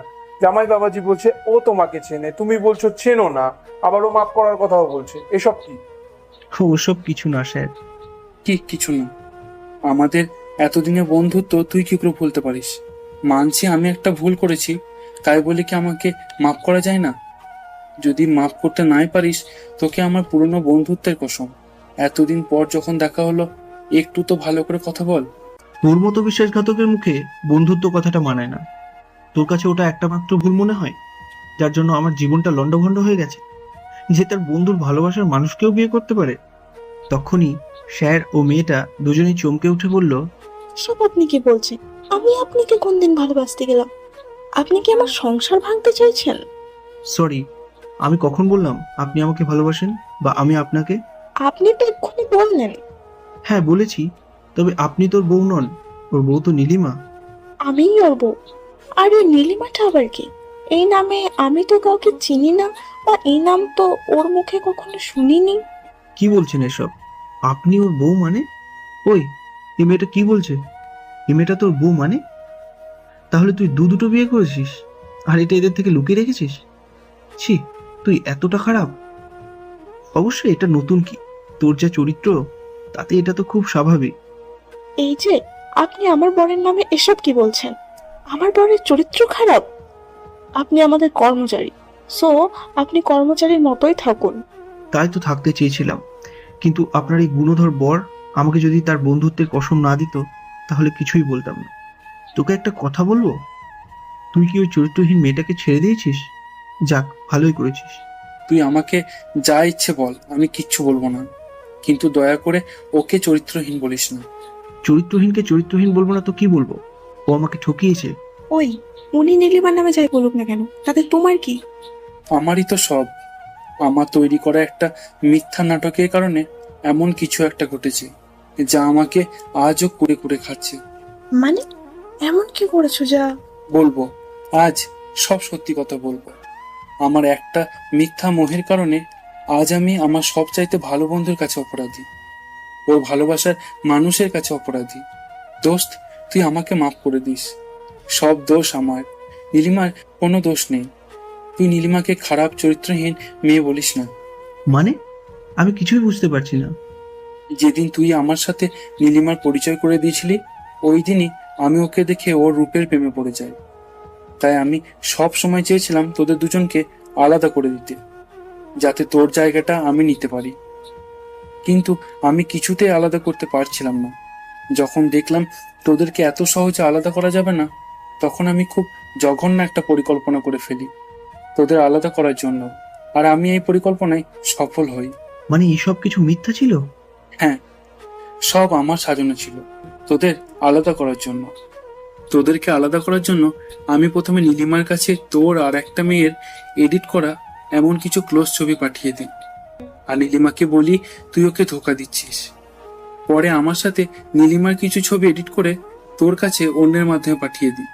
এতে তোরা আমার প্ল্যান মতো দুজন দুজনকে ভুল বুঝিস। আর তোকে এটাও বলি যে আমার সাথে নীলিমার বিয়ে ঠিক হয়েছে। আর তুই যখন রাগ করে নীলিমার ওই ছবিগুলো নিয়ে গিয়ে ওর বাবার সামনে ওকে অপমান করে আসিস, তখন ওর বাবাও ওকে অপমান করে। তার মানে নীলিমা নির্দোষ ছিল? হ্যাঁ। সুমনের এই কথাটা শোনার পর আমার বুকের ভেতর মনে হচ্ছে সবকিছু ভেঙে যাচ্ছে।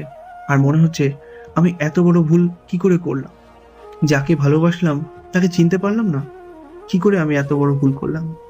আমি তখন সুমনকে জিজ্ঞাসা করি, নীলিমা এখন কোথায়? যেদিন তুই ওদের অপমান করিস, সেদিন নীলিমা এটা মনে করে যে তুই নিজেকে ভালো সাজানোর জন্য ওকে ওর পরিবারের কাছে খারাপ প্রমাণিত করছিস, যাতে তুই অন্য কাউকে তোর জীবনে আনতে পারিস। আর ও এসব মানতে না পেরে। কি হলো, চুপ করে গেলি কেন? নীলিমা কি করেছিল? তারপর কি হয়েছিল? নীলিমা এসব মানতে না পেরে আত্মহত্যা করেছে।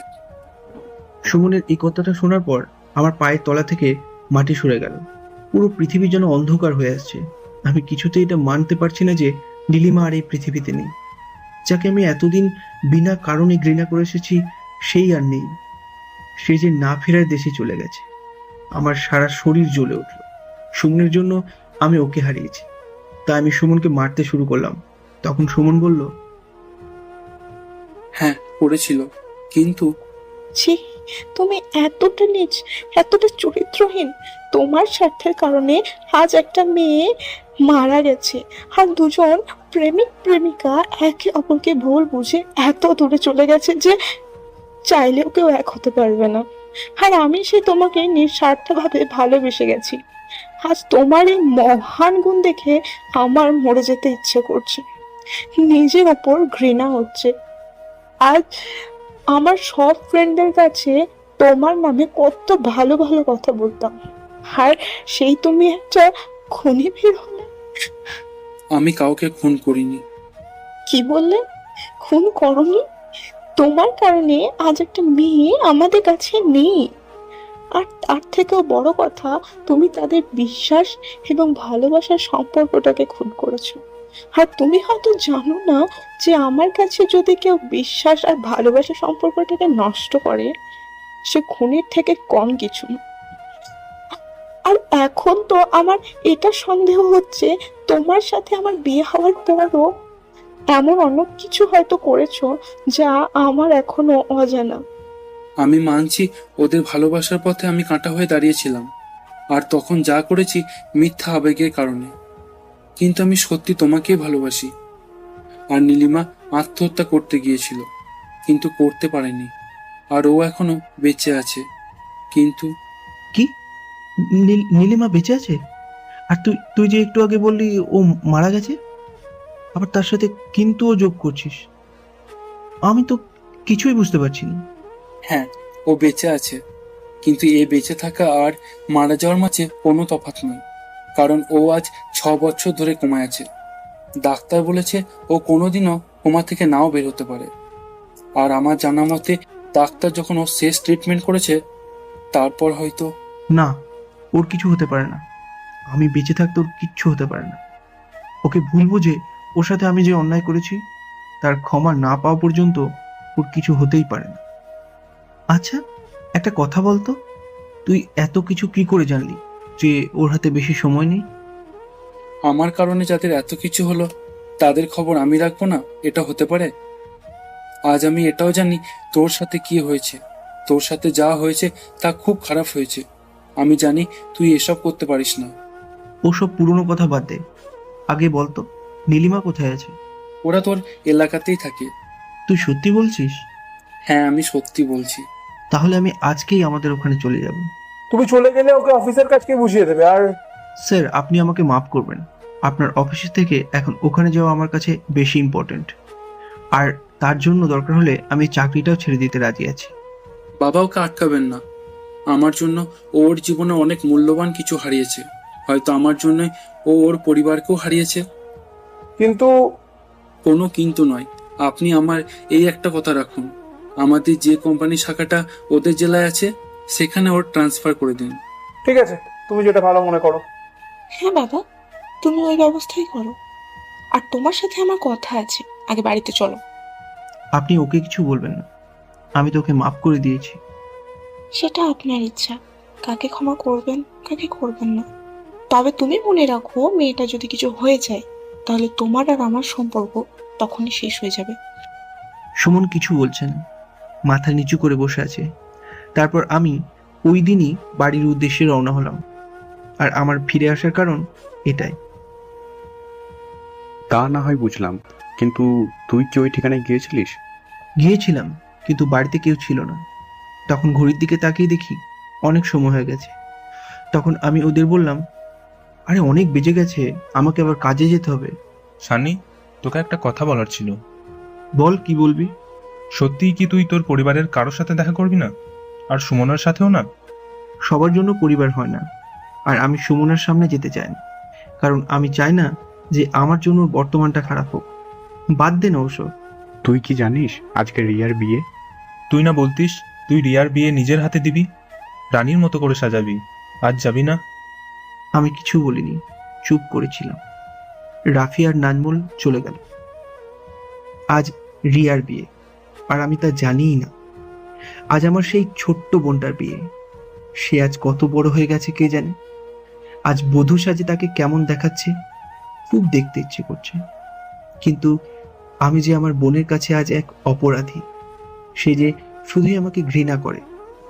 আজ তোকে অনেক মিস করছি, কিন্তু আমার নিয়তি এতই খারাপ যে একই শহরে থাকার পরেও আমি তোর বিয়েতে যেতে পারবো না। আজ অফিসে প্রথম দিন, তাই সবার সাথে পরিচয় করে নিলাম। তারপর কেবিনে গিয়ে সবকিছু বুঝে নিলাম। অফিস শেষে বাড়িতে ফিরছি। অনেকদিন ধরে শহরের অলিগলি দিয়ে হাঁটা হয়নি। আগে তো সারা দিন রাত ঘুরে বেরিয়েছি, তাই আজ আগের মতো ঘুরে বেড়াতে ইচ্ছে করছে। তাই অফিসের গাড়ি পাঠিয়ে দিয়ে হেঁটে হেঁটে বাড়ি ফিরছি। রাস্তায় নাজমুলের সাথে দেখা হলো, তাই ওর সাথে কথা বলছি। হঠাৎ আমার চোখ আটকে গেল, আর আমি দৌড়াতে শুরু করলাম, আর তার সাথে নাজমুলও।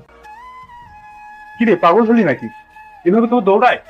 কথা বলার সময় নেই, যদি পারিস একটা অটো নিয়ে আয়। কিন্তু কেন বলতো? বললাম না, পরে শুনিস, আগে একটা অটোর ব্যবস্থা কর। তারপর নাজমুল একটা অটো নিয়ে আসতেই আমি অটো ড্রাইভারকে বলি, আচ্ছা সামনের অটোটাকে ফলো করুন। কি এমন দেখি যে এভাবে ওই অটোটাকে ফলো করছিস? তোর প্রশ্নের উত্তর আমি পরে দেব, এখন একটু চুপ কর। তারপর আমি ওদের ফলো করতে করতে একটা বিয়ে বাড়ির কাছে আসি। কি রে, তুই না বললি তোদের? কার বিয়ে বা কাদের বাড়ি এটা এখন ভাবার বিষয় নেই। তুই এখানে শুধু এটা দেখ, এখানে এমন কোনো মেয়ে আছে কিনা যে হুইল চেয়ারে বসে আছে। ঠিক আছে, আমি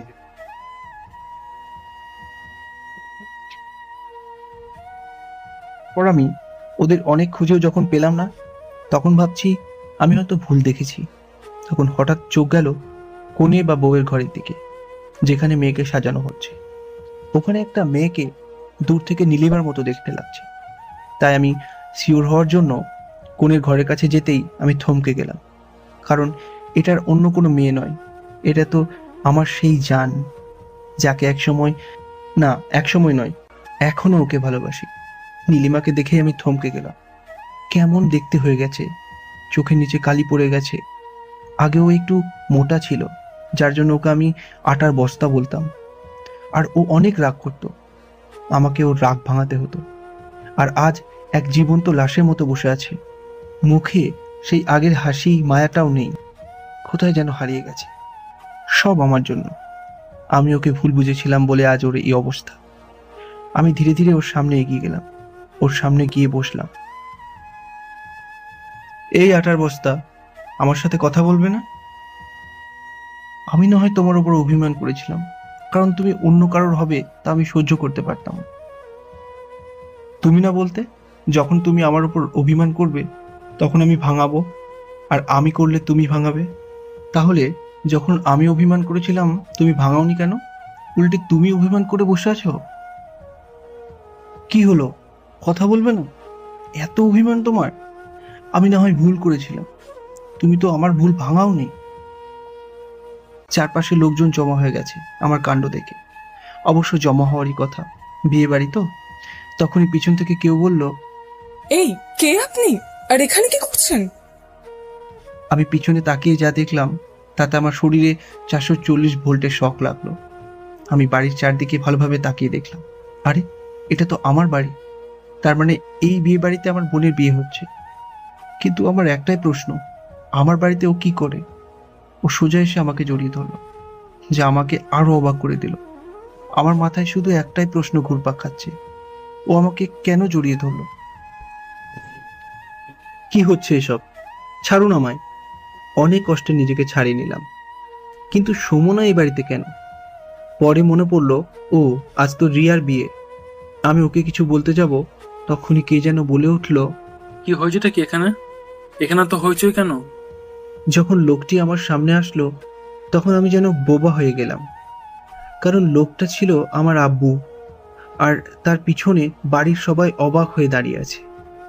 আব্বুর কথায় আমার ভ্রম কাটে। বাবা, তুই কখন? আব্বুকে থামিয়ে বলতে শুরু করলাম, আপনি আমাকে মাফ করবেন। এখানে আসার ইচ্ছা আমার কোনোদিনই ছিল না। নীলিমাকে ফলো করতে করতে কখন যে আপনাদের এখানে এসে পড়লাম তা বুঝতেই পারিনি। এসব তুই কি বলছিস? এটা তো নিজের বাড়ি, আর এখানে তুই আসবি না তো কে আসবে?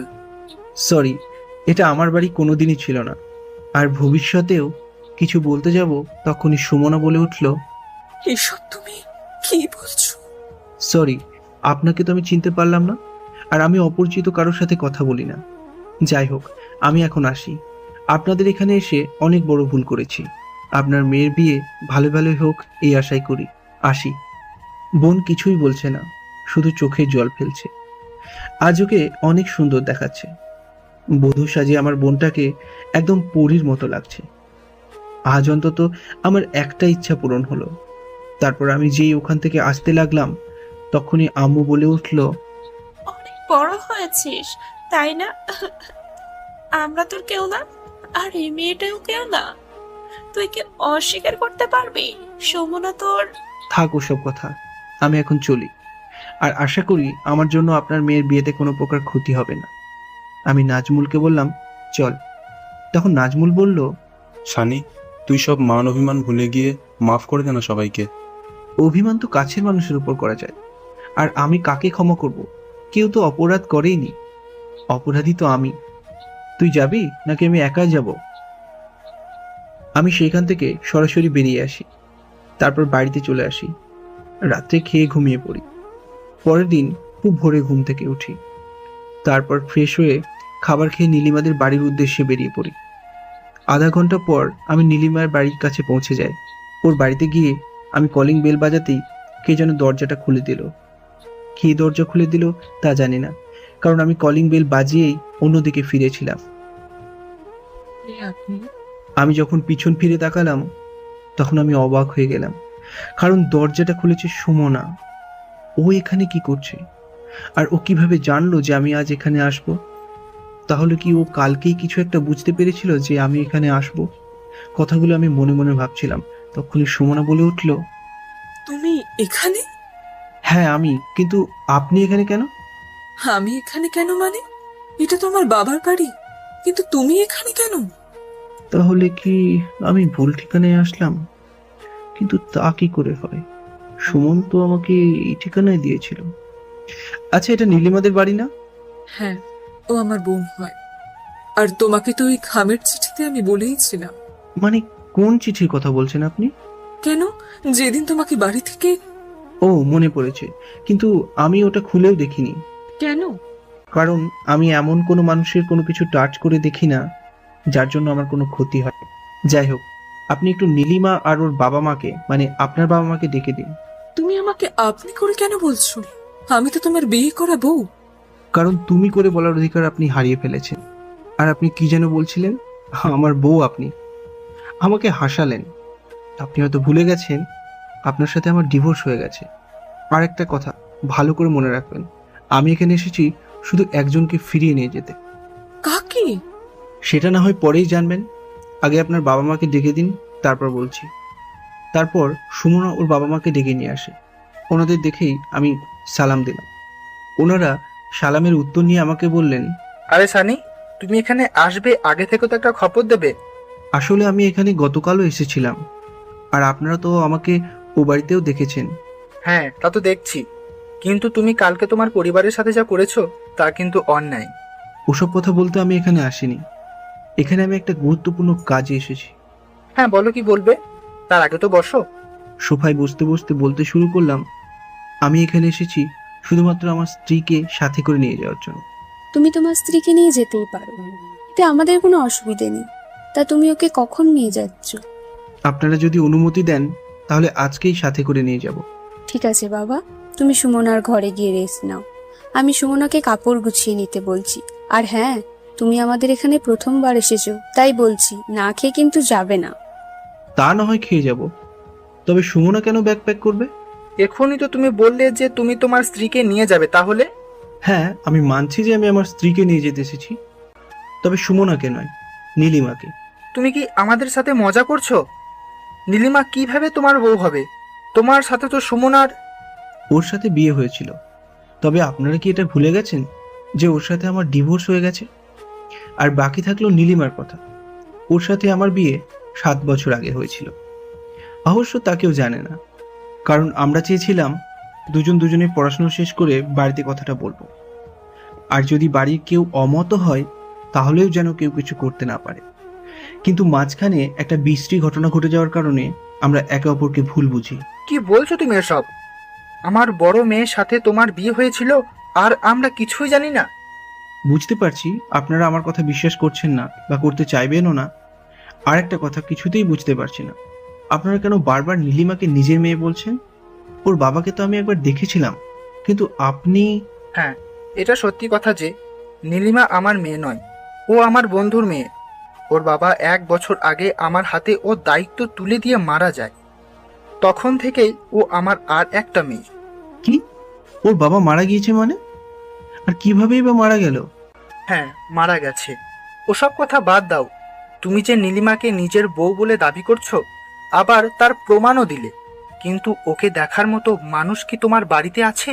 যদি কোনো অঘটন ঘটে, বলা তো যায় না। আপনি ওসব নিয়ে ভাববেন না, আমি সব ব্যবস্থাই প্রায় করে নিয়েছি। আর নীলিমাকে দেখে রাখার জন্য আমি একজন মহিলাকে খুঁজে নিয়েছি, যেন সে সবসময় নীলিমার খেয়াল রাখতে পারে। ওহো, ঠিক আছে। সুমনার বাবাকে থামিয়ে দিয়ে ওর মা বলতে লাগলো, কি ঠিক আছে? হ্যাঁ বাবা সানি, তুমি কি এটা জানো যে তোমার আর সুমনার ডিভোর্স? সুমনা ওর মাকে কথার মাঝে থামিয়ে দিয়ে বলতে লাগলো, তোমরা কি শুরু করেছো বলো তো? মানুষটা সে কখন এসেছে, তোমরা ওকে কোথায় কিছু খেতে দেবে তা নয়, একের পর এক প্রশ্ন করেই যাচ্ছ। মাফ করে দে মা, কথায় কথায় ভুলেই গেছি। জামাই অনেকক্ষণ হলো এসেছে। মা, তুই গিয়ে টেবিলের খাবার বার, আমরা আসছি। তারপর আমরা সকলেই একসাথে খাবার খেলাম। খাবার খাবার পর আমি বললাম, আঙ্কেল, আমি নীলিমাকে কাল বা পরশু এসে নিয়ে যাব। কিন্তু বাবা, এখানে কিন্তু আসছে কোথা থেকে? ও তো ওর বিয়ে করে বউকে নিয়ে যেতে চায়, এতে আমাদের আপত্তি কোথায়? এসব তুই কি বলছিস? তোর মাথা ঠিক আছে তো? তুই তো... মা, তুমি ওসব ছাড়ো তো, ওসব এখন বলে লাভ নেই। কোনো সত্য ঘটনা না জেনে আমি যা করেছি তার ফল তো আমাকে ভোগ করতেই হবে, এটাই আমার শাস্তি। আমি ওখান থেকে চলে আসি। তখন সুমনার মা সুমনাকে বলে, এ তুই কি করলি? নিজের সব অধিকার এইভাবে শেষ করে দিলি? আমি তো আমারই অজান্তে নিজের সমস্ত অধিকার অনেক আগেই হারিয়ে ফেলেছি, আর কি হারাবো? এই কথা বলে সুমনা তার রুমে চলে গেল এবং কান্না করতে করতে নিজেই নিজেকে বলতে লাগলো, আজ সব কিছু শেষ করে দিলাম, শেষ আশাটুকু হারিয়ে ফেললাম। সেই দিন তোমার সাথে অন্যায় না করলে তোমাকে আজ ছাড়াতে হতো না। এতদিন তো তোমার অপেক্ষাতে ছিলাম। যেদিন সুমন ভাই তোমার খোঁজ দিয়েছিল সেদিন আমি তোমার কাছে গেছিলাম। যখন বাসে তোমাকে দেখেছিলাম তখন তোমাকে জড়িয়ে ধরতে ইচ্ছে হয়েছিল। তার জন্যই তুমি যখন বাসের মধ্যে ঘুমিয়ে গিয়েছিলে তখন তোমার বুকে মাথা রেখে ঘুমিয়ে পড়েছিলাম। অনেক দিন পরে একটু শান্তি পেয়েছিলাম, ভেবেছিলাম আবার নতুন করে শুরু করব, তার হলো না। সুমনা কাঁদতে কাঁদতে ঘুমিয়ে পড়ল। তার পরের দিন আমি নীলিমাকে নিয়ে আসার জন্য ওদের বাড়িতে গেলাম। যখন ওখান থেকে ফিরে আসবো তখন সুমনা বলল, আমি একা তোমার সাথে কিছু কথা বলতে চাই। হ্যাঁ বলো। তখন সেখানে সুমনার বাবা মা ছিল। সুমনা একা কথা বলতে চাওয়ায় তারা সেখান থেকে চলে গেল। তখন সুমনা বলল, তুমি একা খেয়াল রাখতে পারবে তো? খেয়াল রাখার জন্য কাউকে রাখবো। সে তো ভালোভাবে খেয়াল রাখতে পারবে না, তাই বলছিলাম কি যে আমি আসলে কি তোমার কোনো সমস্যা হবে? ও তো নীলিমার ভালোভাবে খেয়াল রাখতে পারবে, কিন্তু একটা কথা মনের ভিতর থেকেই যাচ্ছে, সুমনা কি সত্যি নীলিমার খেয়াল রাখার জন্য আমার সাথে যেতে চাইছে, নাকি আবার আমাকে কোনো বিপদে ফেলার জন্য এটা ওর নতুন পরিকল্পনা? হ্যাঁ, তাই হবে হয়তো। না, ওকে সাথে নেওয়ার থেকে না নেওয়াই ভালো। কি হলো, চুপ করে আছো কেন? ও, কি যেন বলছিলেন আপনি? ছিলাম কি, আমি যদি তোমার সাথে তোমার বাড়িতে... লাগবে না, আপনার আমার সাথে যাওয়ার কোনো প্রয়োজন নেই। আমি রাফিকে বলে দিয়েছি। ও একজন বিশ্বস্ত কাজের লোক দেখেছে যে নীলিমাকে ভালোভাবে দেখাশোনা করবে। তুমি কেন বুঝতে চাইছো না যে... আমার কারো কথা শোনার কোনো ইচ্ছে নেই। আচ্ছা, আমার একটা অনুরোধ রাখবে, একবার জড়িয়ে ধরতে দেবে আমায়? কি? আমি কিছু বলার আগেই সুমনা আমাকে জড়িয়ে ধরে কান্না করতে লাগলো। আমি কিছুই বুঝলাম না। সুমনা তো আমাকে ঘৃণা করে, তাহলে এমনভাবে কেন কাঁদছে? কতক্ষণ এইভাবে ছিলাম মনে নেই। আমি ওকে ছাড়িয়ে নীলিমাকে নিয়ে চলে আসি। বাড়িতে এসেই আমি রাফিকে ফোন দিলাম।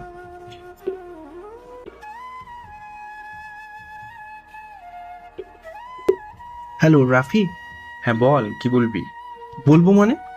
তোকে না আমি বললাম নীলিমাকে দেখার জন্য একজন কাজের লোক খুঁজে দিতে? পাগল হয়েছিস নাকি? এত তাড়াতাড়ি কিভাবে লোক পাবো? তুই যদি না পারিস তাহলে আমি না হয় অন্য কাউকে বলে দেখি। কি হলো, চুপ করে গেলি কেন? হ্যাঁ পাবো। না না মানে পেয়ে গেছি। এটা বলেই রাফি ফোনটা কেটে দিল। কিছুক্ষণ পর আবার কল দিল আর বলল একজনকে পেয়েছে, খুব ভালো কাজ করতে পারে, তাই আমি নিয়ে আসতে বললাম। 1 ঘন্টা পরে কলিং বেল বেজে উঠল। দরজা খুলে রাফি আর একটা বোরখা পরা মেয়ে দাঁড়িয়ে আছে দেখলাম। রাফি ওই বোরখা পরা মেয়েটাকে দেখিয়ে বলল, এটা হচ্ছে লিমা, তোকে যার কথা বলেছিলাম। মেয়েটা খুব ভালো, বাড়ির সব কিছু নিজের বাড়ি মনে করেই করবে। মানে নিজের বাড়ি করবে না, মানে নিজের বাড়ি মনে করে সব কাজ করবে। ঠিক আছে ঠিক আছে, আর কিছু বলতে বা শুনতে চায় না। তার থেকে বরং ভিতরে চল, অনেকটা পথ নীলিমাকে নিয়ে এসেছি, আর তোরাও তো মনে হয় ক্লান্ত হয়ে আছিস। তুই ঠিক বলেছিস, যা গরম পড়েছে এখন, এখানে থেকে একেবারে সিদ্ধ হয়ে যাচ্ছি। তার থেকে বরং ভিতরে যাই। তো আমি কি তোদের বাইরে থাকতে বললাম? আমি কখন বললাম তুই আমাদের বাইরে থাকতে বললি? রফি ভাই, কি শুরু করলেন বলো তো? আমি সেই কখন থেকে বাইরে দাঁড়িয়ে আছি, সেদিকে আপনাকে কোনো হুঁশ নাই। মেয়েটার গলা কেমন যেন সুমনার মতো লাগলো, তবে মেয়েটা সাধু চলিত সব একসাথে কথার মাঝে নিয়ে আসছে। সরি, আপনি ভিতরে আসুন, আর আপনার সাথে কিছু কথা আছে। ঠিক আছে স্যার। তারপর ভিতরে এসে মেয়েটাকে আমি বললাম, আপনাকে রাফি হয়তো সবকিছুই বলেছে, তবে একটা কথা বলছি, আপনি ওকে কখনো অবহেলা করবেন না। আমি অফিসের কাজে যতক্ষণ থাকবো ততক্ষণ পর্যন্ত আপনি সবসময় ওর পাশে থাকবেন, ওর যেন কোনো অসুবিধা না হয়। ঠিক আছে স্যার, এটা আমাকে বলতে হবে না, আমি আপামনির কাছে সব সময় থাকবো। তাই যেন হয়।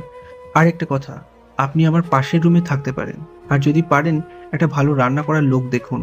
আমি এখানকার রাঁধুনির খাবার খেতে পারছি না। রান্না করার লোক খোঁজার কোনো দরকার নেই স্যার, আপনি বললে আমি নিজেই রান্না করে দিতে পারি। আমার রান্না মনে হয় না খারাপ লাগে। ঠিক আছে, আপনি যখন নিজেই কাজটা করতে চাইছেন এতে আমার কোনো অসুবিধা নেই। তাহলে আপনি ফ্রেশ হয়ে দুপুরের খাবার রান্না করুন। তারপর লিমা চলে গেল ফ্রেশ হয়ে রান্না করতে। তখন আমি রাফিকে বললাম, রাফি তুই তাহলে আজকে আমাদের সাথে দুপুরের খাবারটা খেয়ে যা। দোস্ত, আজকে তুই আমাকে মাফ কর, আজ এখানে খেতে পারবো না। আমি না হয় অন্য কোনো একদিন এসে খেয়ে যাব। আমাকে এখনই যেতে হবে, আমার কিছু জরুরি কাজ আছে। আমি বরং আজকে আসি, বুঝলি? আরে ভাই, তুই কোথায় যাবি যে এত তাড়াহুড়ো করছিস? তোর অবস্থা দেখে তো মনে হচ্ছে জাহান্নামে চৌরাস্তায় যাবি। তোকে পরে সব বলবো, আগে যাই রে ভাই, তা না হলে আমাকে সত্যিই জাহান্নামে চৌরাস্তায় যেতে হবে। কি বললো কিছুই মাথায় ঢুকলো না, সব মাথার উপর দিয়েই উড়ে গেল। রাফি চলে যাওয়ার পর আমি নীলিমাকে ফ্রেশ করিয়ে নিয়ে আসি, তার সাথে আমিও ফ্রেশ হয়ে নিই। ফ্রেশ হয়ে এসে যখন নীলিমাকে সাজাতে বসি তখন লক্ষ্য করি যে ও আগের তুলনায় অনেক রোগা হয়ে গেছে। ওকে ফিরে পাওয়ার আনন্দে ওর দিকে ভালো করে তাকানোই হয়নি, কিন্তু এখন ওকে দেখে নিজের অজান্তেই চোখ থেকে জল পড়ছে। কোনো একটা সময় ছিল যখন ওকে আমি আটার বস্তা বলতাম, কারণ ও দেখতে একটু মোটা ছিল বলে। কিন্তু সেই মানুষটাই আজ দেখতে কতটা রোগা পাতলা হয়ে গেছে, চোখগুলো ঢুকে গেছে আর চোখের নিচে কালি পড়ে গেছে, যা দেখলে মনে হয় আগামী 5 বছরেও সেই কালি ওর চোখের নিচ থেকে যাবে না। এসব ভাবছিলাম আর ওকে সাজাচ্ছিলাম, তখনই লিমা নামের মেয়েটা ডাকতে শুরু করলো। স্যার, ও স্যার। কিছু বলবেন আপনি? না মানে বলছিলাম কি, আপনি দুপুরের খাবার খাবেন না? হ্যাঁ খাবো। তাহলে আমি কি আপনার খাবারটা টেবিলে বেড়ে দিব? না না, এক কাজ করুন, আমার খাবারটা আমার রুমে দিয়ে যান, আর আপনিও খেয়ে নিন। ঠিক। তারপর লিমা আমাকে আমার রুমেই খাবার দিয়ে যায়, আর আমি খাবারটা নিয়ে নীলিমার কাছে যাই। ওই যান, আমার না হাতের একটা আঙুল কেটে গেছে, একটু খাই দিবি? কি রে, কিছু তো বল, এভাবে পুতুলের মতো চুপ করে আছিস কেন? আমার সাথে কথা বলবি না? তুই না বলতিস আমি তোর সাথে কথা না বললে তুই মরে যাবি? তাহলে আজকে কেন চুপ করে আছিস? কিছু তো বল। নীলিমা কিছুই বলছে না, শুধু শুনেই যাচ্ছে। তারপর আমি খাবার খেতে লাগলাম। খাবার খাওয়ার সময় কেন যেন মনে হচ্ছে এরকম খাবার আমি আগেও খেয়েছি, যেন একই মানুষের হাতে তৈরি খাবার এগুলো। ধ্যাৎ, আমিও না, পৃথিবীতে কত কি আজব হচ্ছে আর আমি পড়ে আছি রান্না নিয়ে। তারপর আমি খাবার খেয়ে ঘুমিয়ে পড়লাম। নীলিমাকে নিয়ে আসার পর থেকে আমার সবকিছু পাল্টে গেছে। ওকে নিয়মিত ওষুধ খাওয়ানো, স্নান করানো, ডাক্তার দেখানো। এই 1 মাসে আমি ওকে অনেকবার ডাক্তার দেখিয়েছিলাম একটু আশার আলো দেখতে, কিন্তু সবাই আমাকে নিরাশ করেছে। তবে বাড়িতে যে কাজের মেয়ে লিমা আছে, ও আমার পাশে বন্ধুর মতো দাঁড়িয়েছিল। সবসময় আমার মনে সাহস এনে দিয়েছে যে নীলিমা ভালো হয়ে যাবে। খুব খেয়াল রাখতো, যেন নীলিমা ওর নিজের বোন। অনেকবার রাত্রে খেয়াল করে দেখেছি লিমা ওর ঘরে কাঁদছে। যদি ওকে কিছু জিজ্ঞেস করতাম, ও কিছুই বলতো না। আমি আজ পর্যন্ত ওর মুখ দেখিনি, কারণ ও আমার সামনে বোরখা পরে থাকতো। আমি বাড়িতে না থাকার সময় হয়তো ওর মুখ খুলে রাখতো। প্রায় 1.5 মাস পর আমি ঘুমিয়ে আছি, হঠাৎ করে কে যেন আমাকে ঠাস করে একটা চড় মারে। আমি কেমন যেন ভয় পেয়ে যাই, কারণ আমার রুমে আমি আর নীলিমা ছাড়া তো কেউ নেই।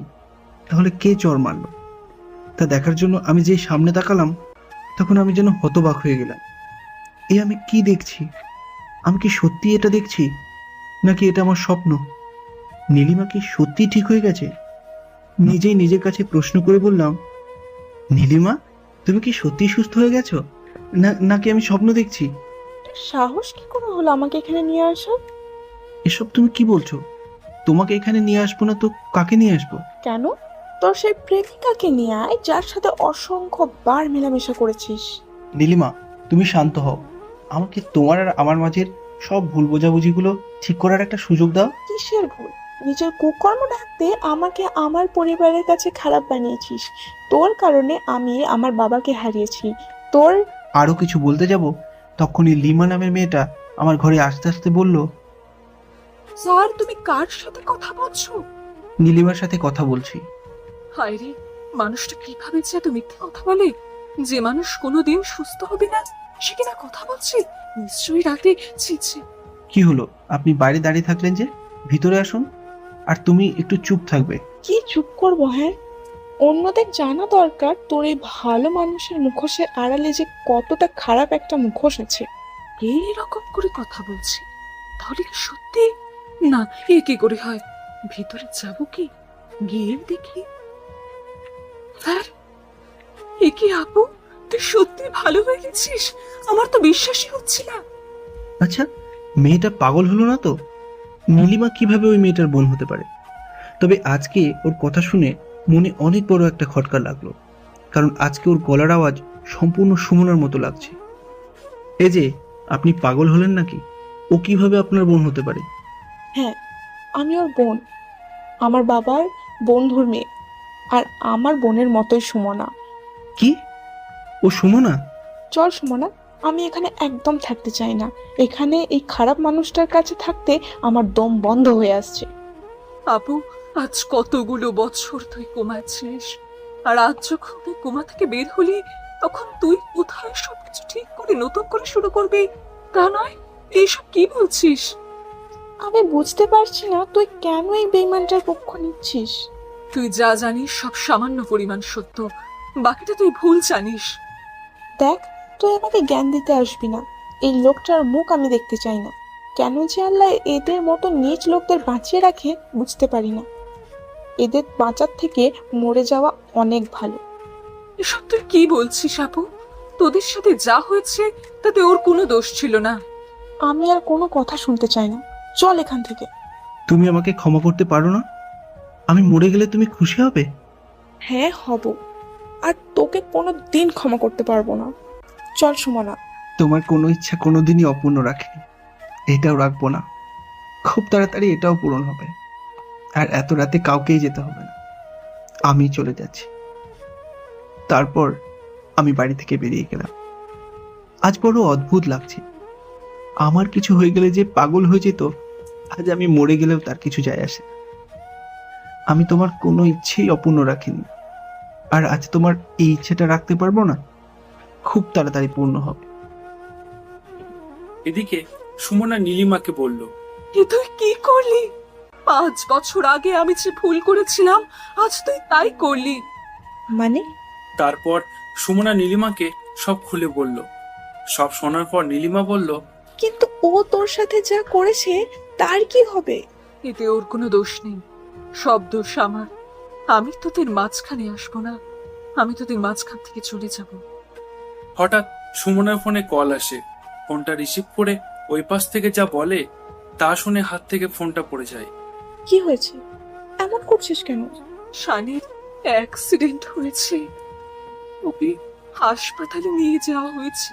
কি বলছিস তুই এসব? তাড়াতাড়ি চল। তারপর সুমন আর নীলিমা হাসপাতালে চলে গেল।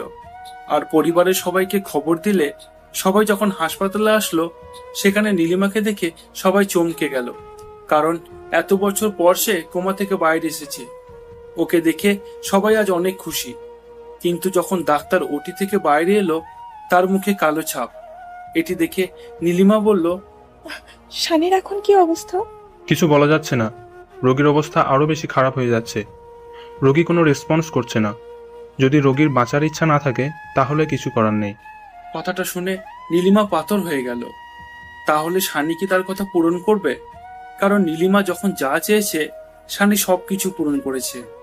আজও কি তাহলে সেটা পূরণ করবে? তখন ডাক্তার বলল, অ্যাক্সিডেন্টের কারণে ওনার ব্রেন আরো বেশি ড্যামেজ হয়ে গেছে। 6 মাস আগে আমি যখন কলকাতায় ছিলাম তখন উনি আমার কাছে চেক আপের জন্য এসেছিলেন। চেক আপে ওনার ব্রেন টিউমার ধরা পড়ে। তখন তো মাত্র 20% ড্যামেজ ছিল, কিন্তু এখন তা বেড়ে 50% হয়ে গেছে। সবাই ডাক্তারের কথা শুনে নিস্তব্ধ হয়ে গেল। কারোর বিশ্বাস হচ্ছে না যে শানির ব্রেন টিউমার ছিল। তখন ডাক্তার আবার বলল, আমি জীবনে প্রথম কোনো ব্যক্তি দেখছি যে মৃত্যুর কথা শুনেও খুশি হয়েছে। তাহলে কি কোনো উপায় নেই? আছে, কিন্তু বাঁচার আশা মাত্র 30%। আমি অপারেশনের জন্য ব্যবস্থা করছি। সব ব্যবস্থা করার পর ডাক্তার একটা কাগজে সাইন করতে বলে। অপারেশনের সময় যদি শানি মারা যায় তাহলে এর দায় কারণ নয়। কেউ সাইন করার সাহস পাচ্ছে না, কিন্তু সুমনা তাতে সাইন করতে রাজি হয়।